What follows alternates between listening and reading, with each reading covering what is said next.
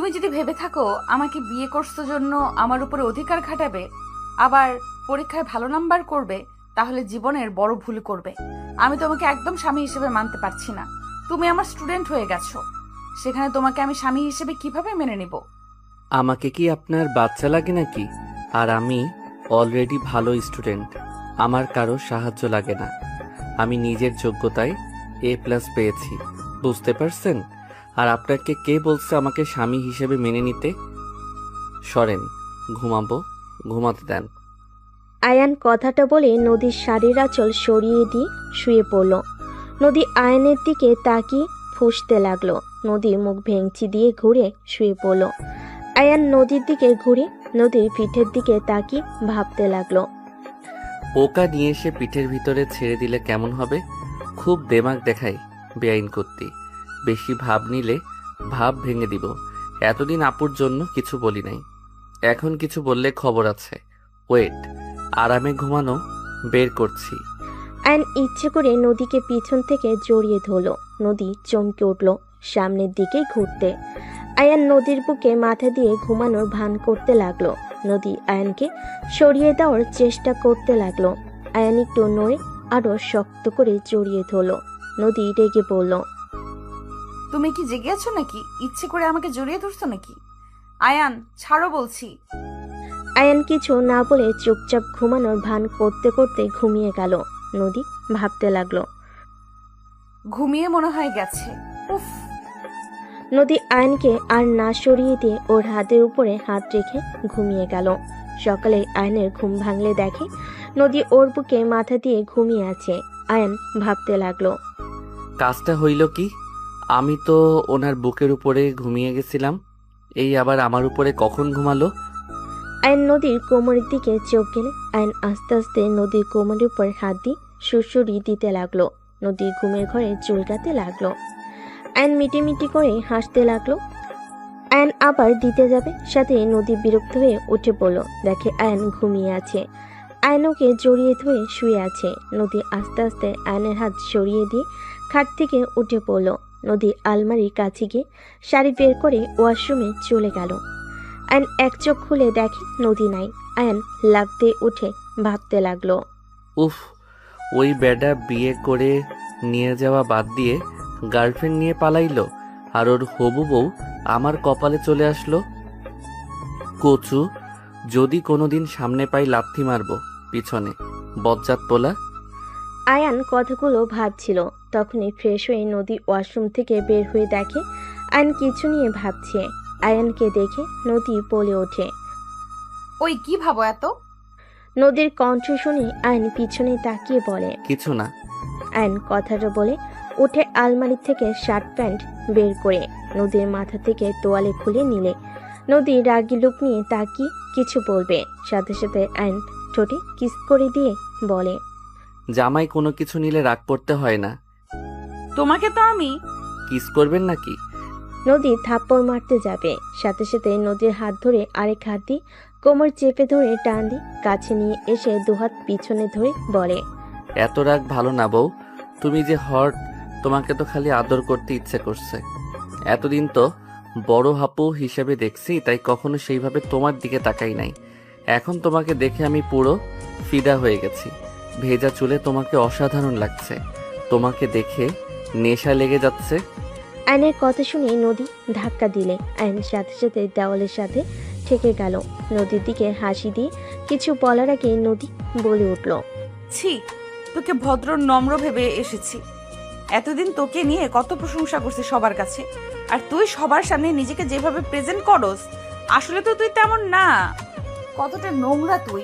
তোর জায়গায় আমি থাকলে আমি তো কখনোই এভাবে কথা বলতাম না। কথা বলা তো দূর, তাকাতামও না। আমি তোর কলেজের ম্যাম, তোর উচিত আমাকে সম্মান করা। আমাকে দেখলে তোর লজ্জা পাওয়া উচিত। আর আমাকে তুই বলস আমি হট? নদীর কথা শুনে আয়ন নদীর হাত ধরে টান দিয়ে নিজের সাথে জড়িয়ে নিয়ে বলে, মাই ডিয়ার ম্যাম, ভুলে যাচ্ছেন আপনি আমার স্ত্রী। আমি মেয়ে না যে শরম পাবো। আমার বউকে আমি যা ইচ্ছে বলবো, এইটা আমার ব্যাপার। আপনি কলেজে ম্যাম, বাসায় আমার বউ, এটাই আপনার পরিচয়। ছাড় বলছি। আর তোর বউয়ের পরিচয় নিয়ে আমার থাকা লাগবে নাকি? ভুলে যাস না, এটা আমার বাপের বাড়ি। তোকে এখানে আমার বাবা আশ্রয় দিয়েছে বলে থাকতে পারতেছিস। এখন আমার শ্বশুর বাড়ি, আমি এখন নিশ্চিন্তে থাকব। আগে ভাবতাম আমার ভাগ্য অনেক খারাপ, আমার বাবা মা নাই, আমার বোন আমাকে বড় করছে, অনেক কষ্ট অভাবে বড় হয়েছি, অনেক অভিযোগ ছিল, এখন আর নাই। আপনার মতো হট একটা বউ পাইছি, সাথে বড়লোক শ্বশুর বাড়ি। আয়নের কথা শুনে নদী রাগ কন্ট্রোল করতে না পেরে আয়নের মুখে থুতু দিয়ে বলে, তোর বোন কত ভালো, আর তুই মানুষের বাচ্চা হতে পারস না। তোর বোন সহজ সরল, আর তুই হইছস শিয়ানা। অতি উড়া উড়িস না। যদি আমার ফ্যামিলির কেউ বুঝতে পারে তুই আমাকে বিয়ে করছস আমাদের সম্পদের জন্য, আর আমি যদি অভিযোগ করি তুই আমার সাথে বাজে ব্যবহার করস, তুই সবার সামনে যত ভদ্র দেখাস ততটা ভদ্র তুই না, তাহলে তোকে তোর বোনকে ঘাট ধাক্কা দিয়ে বের করে দিবে। আয়ন নদীকে ছেড়ে দিয়ে ওর শাড়ির আঁচল নিয়ে মুখে লাগা থুতুগুলো মুছতে মুছতে বলতে লাগলো, আমি একবারও বলি নাই তোমাদের সম্পদের জন্য তোমাকে বিয়ে করছি। তোমাদের সম্পদে আমি থুতু দেই। আমার পড়াশোনা শেষ হইলে আমি তোমাদের সব ঋণ শোধ করে দিব। নিজে ভালো চাকরি নিয়ে তোমাকে ভাড়া বাসায় থাকবো। আস্তে আস্তে টাকা জমিয়ে নিজস্ব বাড়ি করব। আয়ন কথাগুলো বলে ওয়াশরুমে চলে গেল। আয়ন গোসল করে জামা কাপড় পরে নিল। ওয়াশরুম থেকে বের হয়ে রেডি হয়ে নিচে চলে গেল। সবাইকে সালাম দিল। আয়নের সালামের উত্তর নিল সবাই। নদীর ছোট বোন তুলি বলে উঠল, আরে বেয়াই, আপনাকে তো দেখি আজকে বেশি কিউট আর হ্যান্ডসাম লাগছে। তুলির কথা শুনে নদীর ভাবি রূপা বলে ওঠে, আরে লাগবে না আবার, আমার ননদের আদর পেয়ে সুন্দর হয়ে যাচ্ছে। রূপার কথাগুলো শুনে সবাই হাসতে লাগলো। আয়ন লজ্জায় মাথা পিছনে দিয়ে বলতে লাগলো, না মানে, আচ্ছা ভাবি আপু কোথায়? আয়ান, আপু আমি কি আজকে কলেজে যেতে পারবো নাকি কোনো কাজ আছে? আরে ভাই নতুন বিয়ে করছো, বউকে সময় দাও, কলেজে গিয়ে কি হবে? হ্যাঁ ভাবি বাজে কথা বলেন না। আমি আয়ানকে কখনোই স্বামী হিসেবে মানবো না। আমি সবাইকে বলে রাখলাম, আয়ানকে কোনোদিন স্বামী হিসেবে মানবো না। তাই আমার সাথে জড়িয়ে ওর বিষয়ে কোনো কথা কেউ বলবে না। নদীর কথা শুনে নদীর আব্বু আম্মু কিছু বলবে, তার আগে নদী বের হয়ে গেল। নদীর আম্মু রেগে বলে, দেখলে তোমার মেয়ের কি দেমাক, ওকে যে আয়ান বিয়ে করেছে তাই কথা না, আর সেখানে কত বড় কথা বললো। আয়ানকে স্বামী হিসাবে কখনোই মেনে নেবে না। আর কেউ কিছু বলবে তার আগেই আয়ন নদীর আম্মুর দু কাঁধে হাত দিয়ে ধরে বলে, উফ আন্টি রাগ করেন না, আপনার মেয়েকে পটানোর দায়িত্ব আমার। এমনভাবে পটাবো দেখবেন তখন নিজের মুখে আমাকে স্বামী হিসেবে পরিচয় দিবে। আয়ান, নদীর সাথে পাকনামি যেন করতে যাস না। ওর মাথা ঠান্ডা হলে সব ঠিক হয়ে যাবে। তুই ছোট, তোর সাথে বিয়ে দিয়েছি তাই রাগ করেছে। এখানে যে কেউ রাগ করবে। বৌমা, তুমি সবসময় নদীর হয়ে কথা বলবে না তো? তোমাদের দুজনের আদর পেয়ে পেয়ে এত বড় কথা বলার সাহস পেল। আম্মু ক্ষমা করবেন, আমার কথা যদি কষ্ট পান। আম্মু, নদীর জায়গায় যে কেউ থাকলে রাগ করতো। আপনারা হঠাৎ করে আয়ানের সাথে বিয়ে দিলেন, বিষয়টা নদী মেনে নিতে পারছে না, তাইও রেগে আছে। কেন, তোমার ভাই কি ভালো ছেলে না? ওই কি খারাপ ছেলে নাকি যে তোমার ননদ এত বড় কথা বলবে? আম্মু, নদীকে কিছু সময় দেন, আর যত বলুক, স্বামী স্ত্রীর সম্পর্ক পবিত্র থাকতে থাকতে এমনিতেই ভালোবাসা তৈরি হয়ে যাবে। এখন ওই ছোট, আর আয়ানও তো নদীকে বড় আপু বলে ডাকতো। আয়ানকেও নদী তো ছোট ভাইয়ের মতো দেখতো। সেখানে হুট করে স্বামী হয়ে গেলে বিষয়টা লজ্জাজনক ব্যাপার। আমি কিছু বলবো না, তোমরা যা ইচ্ছে করো। নদীর আম্মু রাগ করে চলে যেতে নিবে। আয়ন দৌড়ে নদীর আম্মুর রুমে চলে গেল। নদীর আম্মু খাটের উপর বসলে আয়ন হাঁটু গেড়ে বসে হাত ধরে বলে, আন্টি আপনি এমনভাবে থাকলে কিন্তু আমার ভালো লাগে না। আপনি এইসব নিয়ে চিন্তা করবেন না তো, আমি ওনার মনে জায়গা করে নিবই, আর যা করা লাগবে আমি সব করব। আর সত্যি বলতে আমারও প্রথমে অনেক লজ্জা লাগছিল। ছেলে মেয়ের ভালো করতে গেলে আমরা বাবা মা খারাপ হয়ে যায়। আন্টি এইটা কি বলেন? ভাইয়া আপুরা আর উনিও আপনাদের দুইজনকে অনেক ভালোবাসে। ওনার রাগ হয়েছে তাই এমনভাবে কথা বলছে। আপনি শুধু শুধু রাগ করছেন। দেখেন আপনি আর আঙ্কেল হুট করে আমাকে বিয়ের কথা বলেন। আমি রাজি হইতে চাই নাই। আপনার মুখের দিকে তাকিয়ে আমি রাজি হয়ে যাই। দুইজনের সময় দরকার। আচ্ছা আন্টি, আমার ফোনটা বাজছে।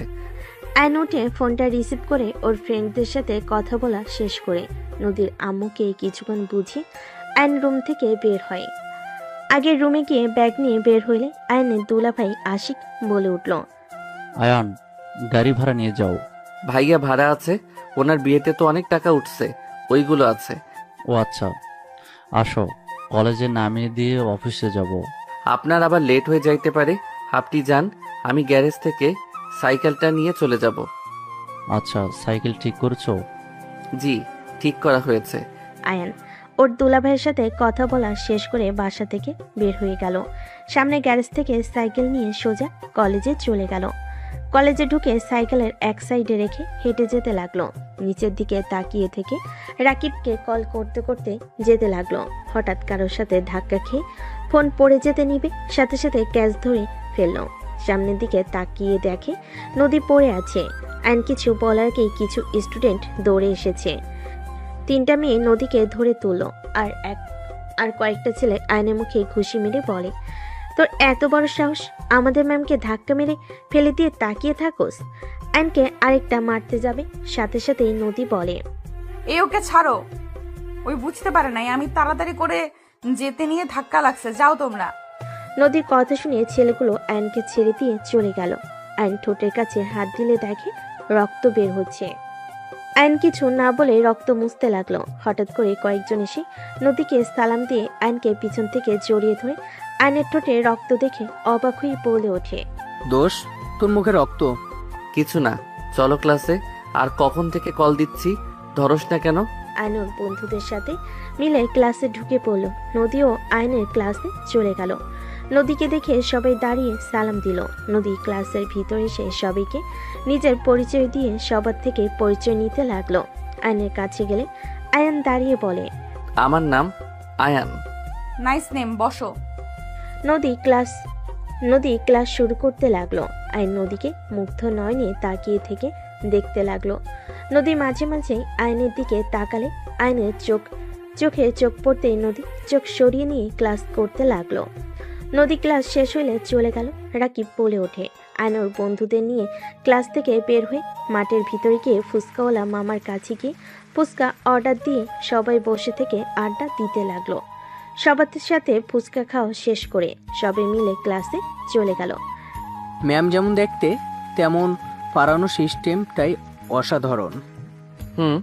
আচ্ছা বাহিরে চলো, তোদের ট্রিট দিব। আর বলিস কি, তুই আমাদের ট্রিট দিবি? হ্যাঁ চল, বেআইনের বিয়েতে টাকা পাইছি, ওইগুলো দিয়ে খাওয়াবো তোদের। বাহ বাহ, চল। 1:30 কলেজ ছুটি হইলে আয়ন ওর বন্ধুদের সাথে বের হয়ে গেল। 3টার দিকে বাসায় আসলে আয়নের মুখে কাটা দেখে আতিয়া বলে ওঠে, আয়ান, কি হয়েছে?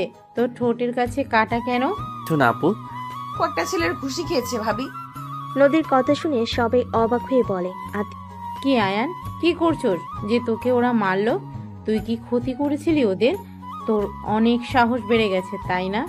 আপু, আমি কিছু করি নাই। আতিয়া মারতে আসবে, সাথে সাথে নদী পানি খাওয়া শেষ করে বলে, ভাবি আমাকে ধাক্কা দিয়ে ফেলে দিয়েছিল, তাই আমার স্টুডেন্টরা ওকে মারছে। কোনো স্টুডেন্টের সামনে শিক্ষিকাকে অসম্মান করলে কি ছেড়ে দিবে নাকি? কি, ওই তোমাকে ধাক্কা দিয়েছিল? আয়ান, আমি তোকে এই শিক্ষা দিয়েছি? নিজের স্ত্রী সব স্টুডেন্টের সামনে ধাক্কা দিয়ে ফেলে দিয়ে অসম্মান করস? তোর লজ্জা লাগে না? আয়ন আতিয়ার কথা শুনে আতিয়াকে কিছু বলবে, তার আগে আয়নের গালে থাপ্পড় বসিয়ে দিল। আয়ন গালে হাত দিয়ে নদীর দিকে তাকিয়ে থাকলো। নদীর সোফা থেকে উঠে না দেখার ভান করে রুমে চলে গেল। আয়নকে আরো মারতে যাবে। আয়ন দুহাত দিয়ে মাঠ থেকে বাঁচার চেষ্টা করতে লাগলো। নদীর আম্মু বলে ওঠে, বৌমা থামো, ওকে কেন মারছো? তোমার ননদ ভালো মানুষ নাকি? আয়ান, সত্যি করে বলো তো কি হয়েছিল? আর তুমি হঠাৎ করে ওকে ধাক্কা কেন দিয়ে ফেললে? আন্টি, বিশ্বাস করেন, আমি ইচ্ছে করে কিছু করি নাই। আমি রাকিবকে কল দিতে দিতে হাঁটছিলাম, হঠাৎ করে উনি সামনে আসলো, ধাক্কা লেগে উনি পড়ে যায়। তারপর তারপর সব খুলে বলি। রূপা বলে, শুধু শুধু আয়ানকে মারলে আফা। আয়ান যাও, রুমে গিয়ে ফ্রেশ হয়ে নাও। আয়ন সোজা নদীর রুমে চলে গেল। নদী আয়নের দিকে তাকিয়ে থেকে ভিলেন মার্কা হাসি দিল। আয়ন কিছু না বলে ব্যাগ টেবিলের উপর রেখে আলমারি থেকে শার্ট প্যান্ট নিয়ে ওয়াশরুমে চলে গেল।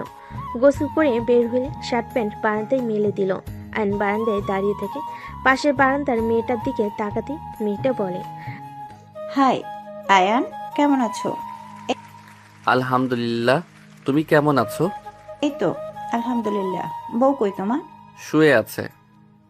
ও আচ্ছা, সন্ধ্যার দিকে ছাদে এসো। আয়ন মেয়েটাকে কিছু বলবে তার আগে নদী পিছনে দাঁড়িয়ে রাইসার দিকে রাগী লোক নিয়ে তাকাতেই রাইসা চলে যেতে নিলে আয়ন বলে, ওই এখন চলে যাচ্ছ কেন? আমার কথা তো শুনে যাবে নাকি? পরে শুনবো। কথাটা বলে চলে গেল। নদী খাটের কাছে চলে গেল।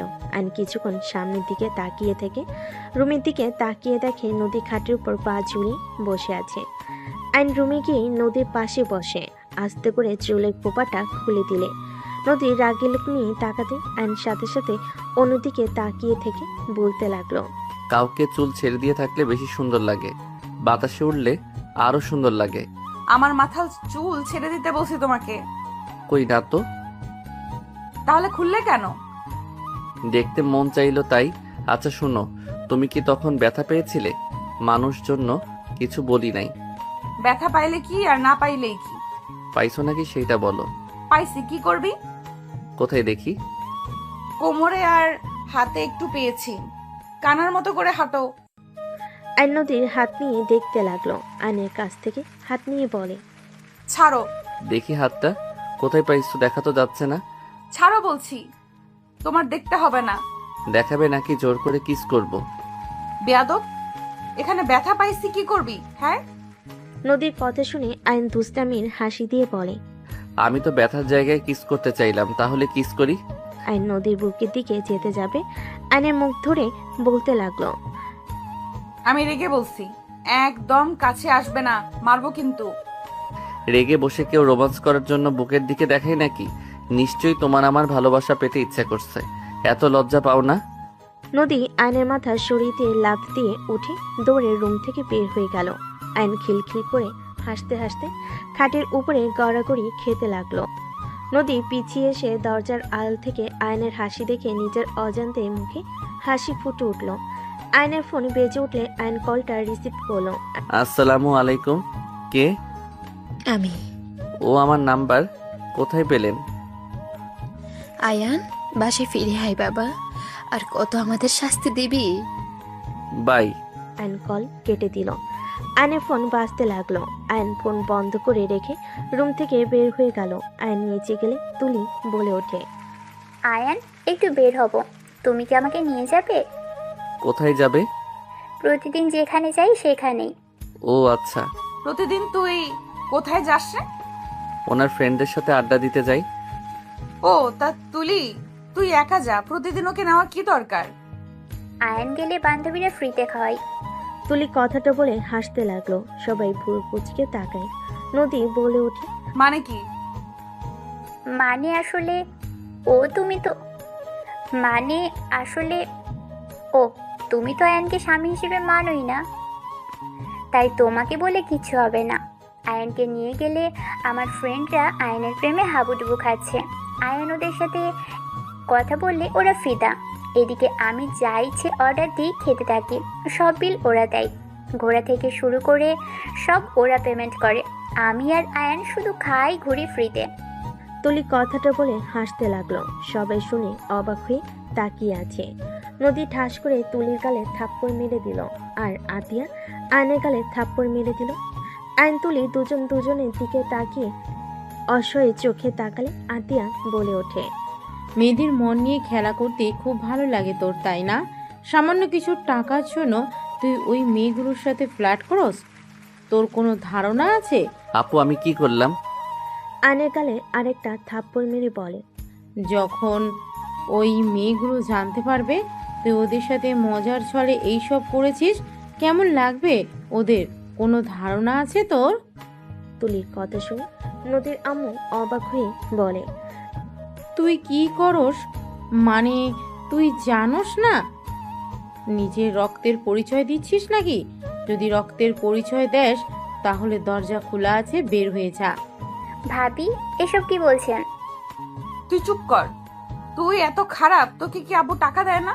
অন্যের টাকায় খাওয়া ঘোরার জন্য দুজন মিলে ওই মেয়েদের সাথে এমন করতে লজ্জা লাগে না? আয়ানকে বাদ দিলাম, ওই ছোট, তুই তো ওর বড়, আর একটা মেয়ে হয়ে এসব করতে লজ্জা করে না? আরে আজব তো, আমি এখানে কি করছি? ওদের আমি বারবার বুঝিয়েছি, দেখ আয়ান ছোট, এসব প্রেম প্রীতি বুঝে না, ওর পিছনে ঘুরে লাভ নেই। ওরা উল্টা আমাকে বলে আমি নাকি আয়ানকে লাভ করি, জন্যই নিয়ে আসি না। আমাকে অনেক ধরনের কথা বলতো, তো আমি কি করব? সেখানে ওদের যদি আয়ানের সাথে কথা বলতে ভালো লাগে, আমার কি দোষ? আয়ান তো আর ওদের সাথে খারাপ কথা বলে না। আয়ান কেমন জানি কথা বলে, ওরা মুগ্ধ হয়ে শুনে আর হাসে। ওদের দোষ আমাদের না, ওদের দোষ আমাদের না, আমরা বারবার করেছি তো। আর আমাকে বলেছিল আয়ানকে পটাবে, সেখান থেকে ওদের চ্যালেঞ্জ অনুযায়ী যাই 1 মাস হয়ে গেছে, আয়ানকে কেউ পটাতে পারেনি। আর এমনিতেও আয়ানেরও লাভ আছে, আমি তো দেখি ভাবি। বাহ ভাইয়া ওকে আসা যাওয়ার যে ভাড়া ওইটা দেয়, ওই সাইকেলে নিয়ে যাওয়ার কারণে ওই টাকা থাকে, ওটা দিয়ে খাই। প্রতিদিনের 50 টাকা হাত খরচ দিয়ে চলে নাকি? কি? বাট আয়ানকে তো 200 টাকা করে দেওয়ার কথা, নদীর আব্বু তো বলে দিয়েছে। আর 150 টাকা কই যায়? আমার কাছে থাকে। আম্মু আমার দোষ নাই, আতিয়া 50 করে দিতে বলে, এর বেশি দিতে না করেছে। আর যখন ওর খুব দরকার হয় তখন যে টাকা জমা থাকে ওইখান থেকে নিয়ে দিয়ে দেয়। বৌমা এইটা একটু বেশি করে ফেলছো না আয়নার সাথে? অ্যান্ড আতিয়াকে কিছু বলার সুযোগ না দিয়ে উঠে দাঁড়িয়ে পড়ল। আপু, আমি আমার রক্ত পরিচয় দিচ্ছি, তুমি আমাকে এইটা বলতে পারলে? ওকে ঠিক আছে, দরজা তো খোলা তাই না? চলে যাচ্ছি, তুমি থাকো। আজ থেকে আমার দায়িত্ব তোমাকে নিতে হবে না। ধন্যবাদ আমাকে 8 বছর লালন পালন করার জন্য। এই ঋণ আমি হয়তো শোধ করতে পারবো না, বাট ভাই হয়ে আমার কর্তব্য আমি পালন করার চেষ্টা করব। আয়ন চোখের পানি গড়িয়ে পড়তে আয়ন মুছে চলে যেতে লাগলো। আশিক নদীর আব্বু রূপা আয়নকে আটকানোর জন্য হাত ধরে আতিয়া বলে ওঠে, আম্মু, রূপা আশিক ছেড়ে দাও, বড় হয়ে গেছে, আমাকে ছাড়া সে অনেক কিছু করতে শিখে গেছে, চলে যেতে দেন। আর নদী ও আয়ানকে স্বামী হিসেবে মানে না, তাই কোনো চিন্তার বিষয় নেই যে ওই চলে গেছে নদী কষ্ট পাবে। বাহ, এইটা হবে। যা চলে। আয়ান দাঁড়িয়ে আছোস কেন? আতিয়া পাগল হয়ে গেছো নাকি? ওই একা কোথায় যাবে? আর তুমি ওকে ছাড়া থাকতে পারবে নাকি? এই দুনিয়াতে আমরা সারা, তোমাদের কোনো আত্মীয় আছে নাকি? কোথায় থাকবে ওই ভালো জানে, না হলে এত বছর কিছু না, আজ বলে বের হয়ে যাবে। বাহ, বড় হয়ে গেছে তো, যেতে দাও। বৌমা বেশি বোঝা ঠিক না। আতিয়া আয়নের দিকে ধমকে সুরে বলে, তোকে যেতে বলেছি না? যা, বের হ। দাঁড়িয়ে আমার দিকে কি দেখোস? যা, ভাবতেছ সম্পূর্ণ ভুল, তোকে ছাড়া ভালোই থাকবো, বের হ। অ্যান্ড আশিকের হাত সরিয়ে দিয়ে বের হয়ে গেল। আশিক দৌড়ে আয়নের পিছন যেতে লাগলো। আয়ন কোনো কথা না শুনে বের হয়ে গেল। আতিয়ার চোখের পানিগুলো টলমল করতে লাগলো। রূপা আতিয়ার দিকে তাকিয়ে বলে, বের হয়ে যেতে বলে এখন কাঁদছো কেন? শুধু শুধু ওকে বের করে দিলে। ভাবি আপনি এমনটা করে ঠিক করলেন না, আয়ন এসব করতে চায় নাই, আমি জোর করেছিলাম। আতিয়া কারো কোনো কথা না শুনে দৌড়ে চলে গেল রুমে। এদিকে আয়ন সিএনজিতে উঠে চলে গেল। আশিক বাসার ভিতরে গেলে নদীর আম্মু বলে, কি হলো, আয়ান আসলো না? না, সিএনজিতে উঠে চলে গেল। আর তুলি ফালতু কাজের ভেতরে ওকে জড়াতে হবে কেন? আমি কি জানতাম ভাবি এত রেগে যাবে? আর এখানে এত রেগে যাওয়ার তো কোনো কারণ আমি দেখি না। নদী থাপ্পড় মালে তুলি চুপ হয়ে গেল। নদী রুমে চলে গেল। তুলি কান্না করতে করতে রুমে চলে গেল। 5 দিন পর। আশিক, আয়ানকে কি খুঁজে পেয়েছো? ওর বন্ধুদের থেকে কোনো খবর পাইছো? 5 দিন পর আতিয়াকে এত উতলা দেখে সবাই অবাক হয়ে তাকালো। আশিক অবাক হয়ে বলল, আয়ানের খবর শুনে কি করবে? ওকে পাইলে কি আর না পাইলে কি? তুমি তো 5 দিন ওর নাম শুনতে চাইলে না, আজ আবার কি হলো যে ওর খোঁজ চাচ্ছ? আশিক, ওই আমার ভাই। আমি রাগ করেছিলাম। আমি রাগের বশে একটা কথা বলে দিয়েছি, তাই বলে ও বাসা থেকে বের হয়ে যাওয়ার কথা বলবে? আমি কি আমার ভাইকে শাসনও করতে পারবো না নাকি? শোনো, আমাদেরও ভাই বোন আছে। আমার আম্মুও কোনোদিন তোমার মতো করে শাসন করে নাই। আমার আম্মু আব্বু কি কম রাগী নাকি? তুমি আয়ানকে যে পরিমাণ শাসনে রাখতে, তারপরও কোনোদিন তোমার মুখের উপরে কিছু বলে নাই। ওকে যেভাবে বলো সেইভাবে চলে। ওই ছোট মানুষ তুলির সাথে মিলে একটু মজা করছে, তাতে তুমি ওকে থাপ্পড় মারলে, বের হয়ে যেতে বললে। আমি বুঝলাম না, আমাদের ফ্যামিলি কোনো সমস্যা নাই আয়ানকে নিয়ে, তুমি এত রাগ শাসন কেন করো? তুমি বুঝবে না, অল্পতে খুশি থাকা ভালো, যেটা আমার ভাইকে আমি শিখিয়েছি। হ্যাঁ, আমি মানছি রাগের বশে আমি ওকে বকা দিয়েছি। ওর বোঝা উচিত ছিল আমি ওর ভালোর জন্য ওকে বকাগুলো দিয়েছি। ওই ছোট আর কত সহ্য করবে? এইটাই শাসন বলে না আতিয়া, পাগলামি বলে। আমার ছেলে মেয়েকে তুমি এত শাসন করতে পারবে না। ওরা বাসায় আসলে একদম ওদের উপরে এত শাসন চালাতে যাবে না, বলে দিলাম। Ashiq, just set up. Ashiq, বৌমার সাথে ঝগড়া করিস না। তুই কি আয়ানের খোঁজ পেয়েছোস? নদী, ওই কি কলেজে আসে না? না, আমি খুঁজেছি, ওকে পাই নাই। ওর ফ্রেন্ডদের জিজ্ঞেস করলে বলে কিছু জানে না, ও সম্পর্কে বেশি ঘাটলে নানা ধরনের প্রশ্ন করবে, তাই আর কিছু বলি নাই।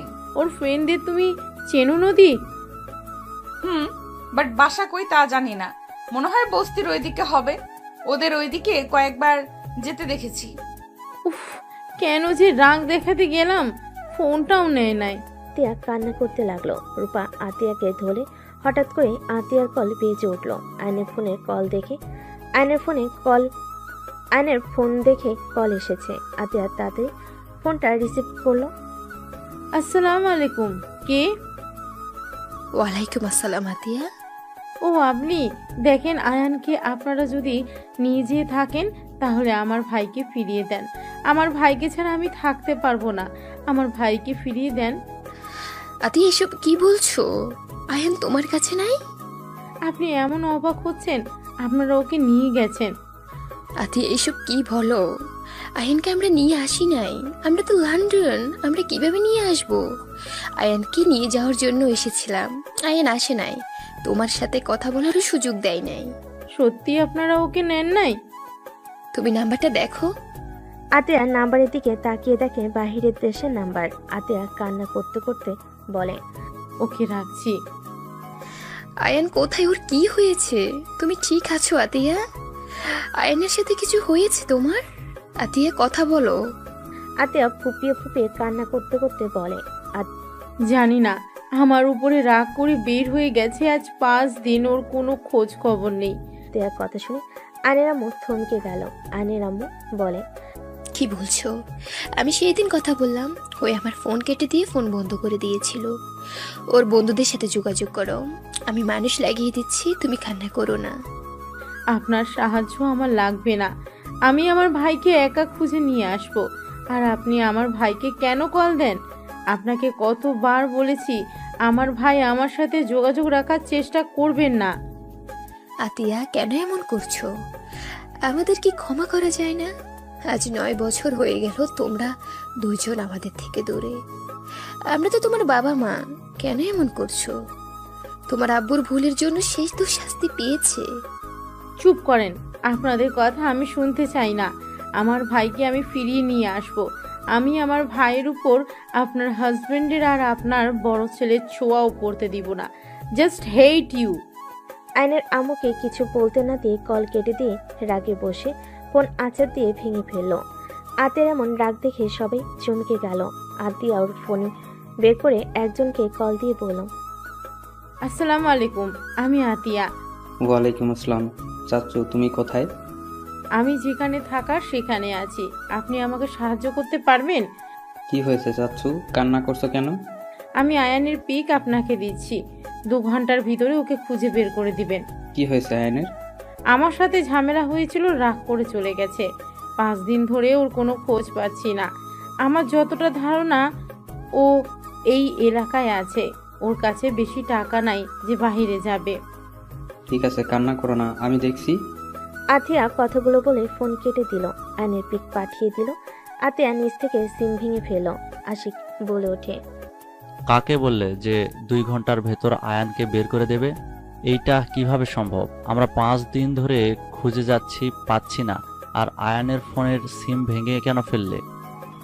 এই সিম ফোনের কোনো দরকার নেই, আর যাকে বলেছি তার উপরে আমার বিশ্বাস আছে। আতিয়ার ফোন বেজে উঠলে আতিয়া কল রিসিভ করতে আয়ান বলে ওঠে, আপু, ওরা আমাকে ধরে নিয়ে এসেছে। আপু আমাকে যেতে দিচ্ছে না। তুই বল আপু, বাসায় যেতে বলেছে। আয়ন কিছু বলার আগে চাচ্চু ফোন রিসিভ করে বলে, আতিয়া, আয়ান আজকে আমাদের কাছে থাক। তোমার আম্মুরা কাজিনরা ওকে যেতে দিবে না। আয়নকে আসতে দেন, ওই পরে গিয়ে ঘুরে আসবে। তুমি এখানে আসো। ভাই, আতিয়া কল কেটে দিল। আয়নের ফোনগুলো সিম সব টুকরো টুকরো তুলে ডাস্টবিনে ফেলে দিয়ে রান্নাঘরে চলে গেল। নদীর আম্মু আশিককে বলল, বৌমা আমাদের থেকে মনে হয় কিছু লুকাচ্ছে। ওর কথা বলার ধরন চেঞ্জ হয়ে গেছে। 2 ঘন্টার ভিতরে একটা মানুষকে কিভাবে খুঁজে বের করবে? আমিও বুঝতে পারছি না, এমন সরল নরম কণ্ঠে মানুষ কিভাবে এভাবে কথা বলতে পারে। রাগের চটে ফোন ভেঙে ফেললো। সবাই টুকটাক কথা বলতে লাগলো। 3 ঘন্টা পর কলিং বেল বাজার শব্দ হলো। কাজের লোক দরজা খুলতে চলে গেল। আইন ভিতরে ঢুকলো। সবাই অবাক হয়ে গেল। আতিয়ার সামনে কাপা কাপা কণ্ঠে পড়ল, আই এম সরি। লাস্টে 37 কার নাম্বার? আয়ান থমকে গেল। আয়ন ভয় ঢোক গিলে বলে, না মানে, আয়নের গালে সজোরে থাপ্পড় মেরে কলার ধরে বলে, না মানে কি? লাস্টে 37 কার? উত্তর দে আমাকে। আপু আই এম সরি। আয়ন আতিয়াকে জোর করে জড়িয়ে ধরে কান্না করতে করতে বলে, আপু আমাকে ক্ষমা করে দাও। বিশ্বাস করো, আমি তোমাকে ছাড়া কোথাও যাব না। উনি আমাকে কল দেয়, আমি ব্লগ দিতে গিয়েও পারি না। আমার ওনার কণ্ঠ শুনতে ভালো লাগে। ছাড় আমাকে, তাহলে চলে যা। তোকে কে থাকতে বলেছে এখানে? চলে যা। আমি তো খারাপন, তোকে কোনো স্বাধীনতা দেই না। আমি সব সময় শাসনে রাখি। চলে যা তুই। আপু আই এম সরি, প্লিজ আমাকে ক্ষমা করে দাও। আমার ভুল হয়ে গেছে। আমি আর ওনার ফোন রিসিভ করব না। উনি বারবার আমাকে কল করে। আমি কতবার বলছি আমাকে কল দিবেন না। আমি ফোন বন্ধ করে রাখি। ফোন চালু করলে ওনার 1000টা কল আসে। আমাকে আগে কেন বলস নাই? আমার থেকে আর কি কি লুকাচ্ছিস তুই? আর তুই এই 5 দিন কোথায় ছিলি? আপু আমি একটা জব নিয়েছি, ওইখানে থাকা খাওয়া সব ফ্রি। মাসে 10,000 টাকা দিবে। তোকে জব নিতে কে বলেছে? আপু আমি তো বড় হয়েছি, এখন আমার স্ত্রীও আছে। বউকে কিছু কিনে দিতে গেলে সেই তোমার থেকে চাইতে হবে বা দুলাভাইয়ের থেকে। আমার এইটা মোটেও ভালো লাগবে না। নিজে সবার ঘাড়ে বসে খাচ্ছি, আবার বউকে কিছু দিতে গিয়ে তাদের থেকে যদি নিতে হয়। ওই তোকে আমি বলছি আমাকে কিছু গিফট করতে? ওই তোর বয়স কত? এত পাকনামি তোকে কে করতে বলছে? ফাজলামি করস তুই, তাই না? সবাইকে টেনশনে ফেলে ফাজলামি করস। আতিয়াকে আয়ন ছেড়ে দিয়ে নদীর দিকে তাকালে আয়ন বলে, আই এম সরি, আমাকে প্লিজ সবাই ক্ষমা করে দেন। আমি কাউকে চিন্তায় ফেলতে চাই নাই। আপু আমাকে সেই দিন এমন কিছু বলছিল, আমি বিষয়টা মেনে নিতে পারছিলাম না। এই কি এমন বলছে তোকে? তোর বোন তো তোকে মাঝে মাঝে রেগে বাড়ি থেকে বের হয়ে যেতে পারে। সেখানে এতদিন যাস নাই, সেদিন কেন গেলি? বের হওয়ার ব্যাপারে আমার খারাপ লাগে নাই। আমার খারাপ লাগছে আপু আমাকে রক্তের পরিচয় দেওয়ার কথা শুনে। আমি কি এমন করছিলাম? আমি তো জাস্ট ওই মেয়েদের সাথে কথা বলতাম মজা করে। এর থেকে তো আমি কোনো বাজে কথা ভিতরে বা তাদের দিকে বাজেভাবে তাকাইও নাই। রুমে যা, আমার রাগ আরো বাড়ছে কিন্তু তোর উপরে। যাচ্ছি। আর একটা কথা বলার আছে। কি কথা? আপু, সাথী মেয়েটা আমার পিছনে লাগছে। সাথীকে? যে আমাকে ধরে নিয়ে গেছিল, ওনার ছোট মেয়ে, আমাদের পাশে কলেজে নাকি পড়ে। ও, তুই এড়িয়ে যাবি? আর তুই বিয়ে করছিস এটা কাউকে জানানোর দরকার নেই। আপু না জানালে ওরা বিয়ে কথা বলছে। আমার পড়াশোনা শেষ হইলে অনুষ্ঠান করবে। আর ইন্টার পরীক্ষা দেওয়ার পরে আমাদের নাকি বিয়ে পড়িয়ে রাখবে। আমি কথা বলে নিব, তুই যা রুমে। কে বিয়ে পড়াবে? আসলে তোমাদের বড় ভাই বোনের মাঝে চলছেটা কি? তোমাকে কে কিডন্যাপ করেছিল? আমু, কিডন্যাপ না, আমি যাকে বলেছিলাম সেই ওকে খুঁজে নিয়ে গেছিল। ও আরেকটা কথা আপু, রূপা মেয়েটা নাকি ভাবি হয়। আঙ্কেলের কোম্পানির শেয়ারে যে মেয়েটা আছে উনি। কি? হুম। সব ঝামেলা একসাথে আসা লাগবে? রূপা ম্যাম তোমার ভাবি হয় মানে? কি বলো এসব? ওনার সাথে তোমাদের সম্পর্ক হওয়ার তো দূর, ওনাদের তো অনেক বড় বিজনেস আছে। ওনার শ্বশুর শাশুড়ি সব লন্ডন থাকে, উনি বছরের একবার আসে। ওনাদের সাথে তোমাদের সম্পর্ক থাকার কোনো ভাবে সম্ভব না। ওর কথা রাখো তো, ও তো বড় মাপের মানুষদের সাথে আমাদের কি সম্পর্ক হবে? সাথী ওর বড় বোন রূপা, রূপার আব্বুকে আমি চিনি, উনি তো ভালো মানুষ, গরিবদের সাহায্য করে, সেখান থেকে পরিচয়। ও তাই বলো? আয়ন চলে গেল। আতিয়া নিজের রুমে চলে গেল। তুলি বলে ওঠে, দেখছো, সাথী আমাদের সাথে পড়ে, আমাদের ক্লাসে টপার, সেও ওর পিছনে লেগেছে। শুধু আপু আয়নের মর্ম বুঝলো না। Just shut up. নদী ধমক দিয়ে চলে গেল। আয়ন গোসল করে পোশাক পরে খাটের পর বসতেই নদী বলে ওঠে, বড়লোক বউ পেয়ে যাচ্ছিস, তোর তো মনে হয় খুশিতে আজ ঘুম হবে না। বাজে কথা বলো না। চকলেট খাবে? তোর চকলেট তুই খা। আমার শার্ট দিয়ে নাক পরিষ্কার করছিলেন নাকি? একটা শার্টের অবস্থা খারাপ। হো, ঠান্ডা লাগছে দেখে তো মনে হয় না। কান্না করছেন নাকি? হি হি। আমার বউ আমাকে একটু হইলেও ভালোবাসে। চুপ কর, কে তোকে ভালোবাসে? হ্যাঁ, আয়নের সামনেই আঙ্গুল তুলে কথাগুলো বলতে আয়ন সাথে সাথে নদীর হাত ধরে টান দিয়ে কোলে বসিয়ে দিয়ে পিছন থেকে জড়িয়ে ধরে ঘাট থেকে চুল সরিয়ে কিস করলে নদী কেঁপে উঠল। নদী নিজেকে ছাড়ানোর চেষ্টা করতে লাগলো। আয়ন নদীর পেটে হাত দিয়ে নিজের সাথে চেপে ধরে বলল, ভালোবাসো মুখে বললে কি সমস্যা? হ্যাঁ, আমি তোকে ভালোবাসি না, ছাড় বলছি। আয়ন নদীকে টান দিয়ে খাটের উপর ফেলে দিয়ে দুই হাত খাটের সাথে চেপে ধরে মুখের কাছে নিয়ে যেতে নিলে নদী নিজেকে ছাড়ানোর চেষ্টা করতে লাগলো। আয়নের নিঃশ্বাস যত মুখের উপর পড়তেছে নদী কেঁপে উঠতে লাগলো। আয়ন ঠোঁটের কাছে গেলে নদীর ঠোঁট জোড়া কাঁপতে লাগলো। আয়ন ঠোঁট জোড়া নিজের দখলে নিয়ে নিল। নদীর চোখ বন্ধ করে ফেল। আয়ন নদীর ঠোঁট জোড়া নিজের দখলে নিয়ে নিল। নদীর নিঃশ্বাস ঘন হতে লাগলো। আয়ন আস্তে আস্তে নদীর শাড়ির আঁচলে হাত দিয়ে সরিয়ে দিতেই হঠাৎ করেই নদীর ফোন বেজে উঠল। নদীর ধাক্কা দিয়ে সরিয়ে দিয়ে শাড়ির আঁচল ঠিক করে ফোন হাতে নিয়ে বারান্দায় চলে গেল। আয়ন ভুরু কুচকে তাকিয়ে বিড়বিড় করে বলতে লাগলো, শালা কল দেওয়ার সময় পেল না। আয়ন কথাটা বলে উঠে পড়তে বসলো। আয়ন পড়াশোনায় মনোযোগ দিতে লাগলো। নদী কথা বলা শেষ করে পিছনে ঘুরে আয়নের দিকে তাকিয়ে থেকে বারান্দা থেকে বের হয়ে ল্যাপটপ নিয়ে খাটে বসলো। আয়নের ফোনের কথা মনে পড়তেই আয়ন পিছনের দিকে ঘুরে তাকিয়ে বলল, বউ, আপু কি আমার ফোনটা নিয়ে নিয়েছে? ভেঙে ফেলছে, ফোন সিম দুইটাই। নদীর কথা শুনে আয়নের মন খারাপ হয়ে গেল।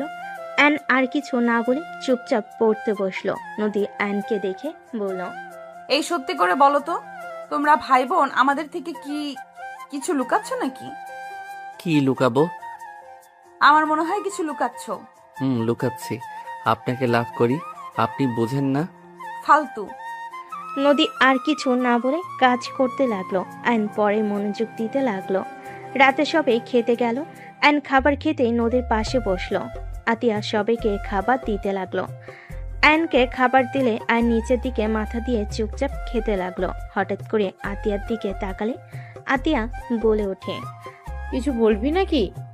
না। তাহলে বারবার তাকাচ্ছিস কেন? আয়ন কিছু না বলে খেতে লাগলো। আয়ন আতিয়ার দিকে তাকিয়ে বলে, আপু আমার খেতে ইচ্ছে করছে না। কেন, কি হয়েছে? কিছু না, আমি খাবো না, গলা দিয়ে ভাত নামছে না। আয়নের কণ্ঠটা কান্নামাখা হইলে আতিয়া বলে ওঠে, আর 1 মাস আছে কুরবানি ঈদের, তখন আমি তোকে ছেড়ে দিব। এই 1 মাস এখানে থাক। আর নদী তোকে যেহেতু পছন্দ করে না, নদী তুমি আয়ানকে ডিভোর্স দিয়ে দিও, ও এখান থেকে একেবারে জন্য চলে যাবে। আতিয়ার কথা শুনে নদীর বুকটা কেঁপে উঠল। আয়নের দিকে তাকালো। নদীর আম্মু বলে, এইসব কি বলো? ডিভোর্স দিব মানে? আর আয়ান এবার কোথায় যাবে? আম্মু দেখেন, নদী আয়ানকে অপছন্দ করে, সেখানে জোর করে কোনো সম্পর্ক রাখা উচিত না। আমার মনে হয় ডিভোর্স দেওয়া ভালো। আমাদের জন্য দুইজন একে অপরকে অপছন্দ করে জোর করে একই ছাদে থাকছে আমাদের জন্য। আমরা এইটা হতে দিতে পারি না। মেয়েদের স্বাধীনতা বলে একটা কথা আছে। একটা জিনিস বুঝলাম না, তুমি সব সময় মেয়েদের হয়ে এত কথা কেন বলো? মেয়ে হয়ে কি আমাদের কোনো স্বাধীনতা থাকবে না নাকি? বিয়ে সারা জীবনের ব্যাপার। সেখানে নদী আয়নকে সহ্য করতে পারছে না, সেখানে বাধ্য হয়ে আয়নের সাথে থাকার কোনো মানে হয় না। দুজনেরই জীবন নষ্ট। আমারও তাই মনে হয়, ওদের বাধ্য হয়ে সম্পর্কে রাখা উচিত না। দুজন চুপ করবে। খাবার খেতে দিবে নাকি উঠে চলে যাব? আতিয়া বসল, সবাই খাবার খেতে লাগলো। আয়ন অল্প খেয়ে উঠে চলে গেল। আয়ন রুমে গিয়ে বসে থেকে ভাবতে লাগলো। উনি কি আসলে আমাকে ভালোবাসে না নাকি? একটা কথাও বলল না আপু, যে ডিভোর্সের কথা বলল কিছু বলল না, চুপচাপ কথাগুলো শুনলো। ওকে ডিভোর্স দিলে আমিও দিব। আমিও চাই না জোর করে ওনার সাথে থাকতে।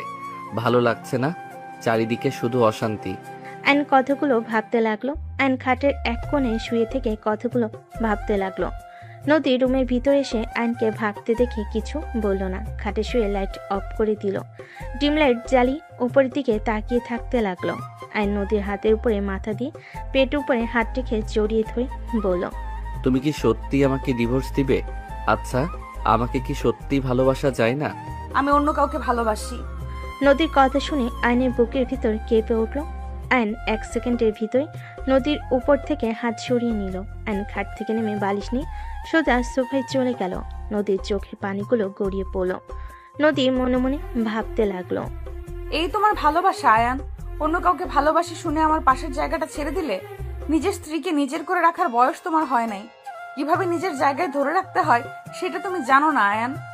নদী কথাগুলো ভাবতে ভাবতে চোখের পানি ফেলতে ফেলতে ঘুমিয়ে গেল। আয়ন এপাশ ওপাশ হতে লাগলো। আয়ন ভাবতে লাগলো, আমাকে ভালো না বাসলে আমি ছিলাম না দেখে আমার শার্ট জড়িয়ে কেন কান্না করছে?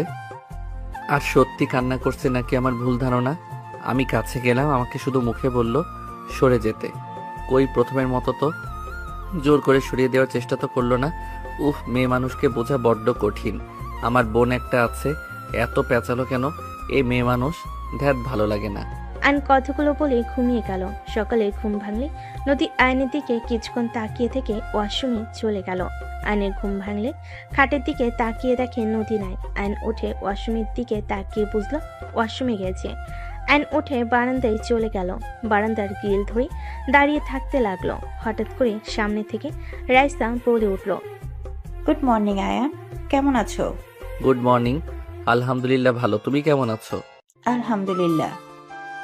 কাকির থেকে শুনলাম তুমি নাকি রাগ করে বের হয়ে গেছিলে। ওই আর কি। আর এমন করবে না, তুমি তো জানো ভাবি তোমাকে কত ভালোবাসে। যাই হোক, তোমার বাসার সবাই কেমন আছে? আলহামদুলিল্লাহ। তা বাসায় আসো, ঘুরে যাও। আম্মু আব্বু তোমার কথা জিজ্ঞেস করে। ছেলেটা কোথায়, রাগ করে গেল? যাবো এক সময়, কলেজে যেতে হবে। ওকে যাও। রাইসা চলে গেলে আইন পিছনে ঘুরে তাকালে দেখে নদী তাকিয়ে আছে। আইন কিছু না বলে নিচের দিকে তাকিয়ে আলমারির কাছে গিয়ে শার্ট প্যান্ট নিয়ে ওয়াশরুমে চলে গেল। ফ্রেশ হয়ে পোশাক চেঞ্জ করে আইন বের হইল। ব্যাগ কাঁধে নিয়ে নিচে চলে গেল। আইন একজনকে দেখে অবাক হয়ে গেল। আইন বলে উঠল, খালা। আইনের কণ্ঠ শুনে পিছনের দিকে মহিলাটা তাকাতেই আইনকে বলল, কি বাবা তুমি আমাকে চেনো? MKH। আইনের কথা শুনে রহিমা খালা অবাক হয়ে গেল। রহিমা খালা কাঁপা কাঁপা কণ্ঠে বলে উঠল, আয়ান। আইন দৌড়ে গিয়ে রহিমা খালাকে জড়িয়ে ধরল। সবাই অবাক হয়ে তাকিয়ে থাকতে লাগলো। আতিয়া রান্নাঘর থেকে বের হলে চমকে গেল। আইনকে রহিমা খালা সারা মুখে চুমু দিতে লাগলো আর কান্না করতে করতে বলে, আয়ান আব্বু তুমি এখানে আছো? বড় মামুনি কোথায়? আপু। আইনের কথা শুনে রহিমা খালা পিছনে ঘুরে তাকাতেই আতিয়াকে দেখে বলে, মামুনি কেমন আছেন?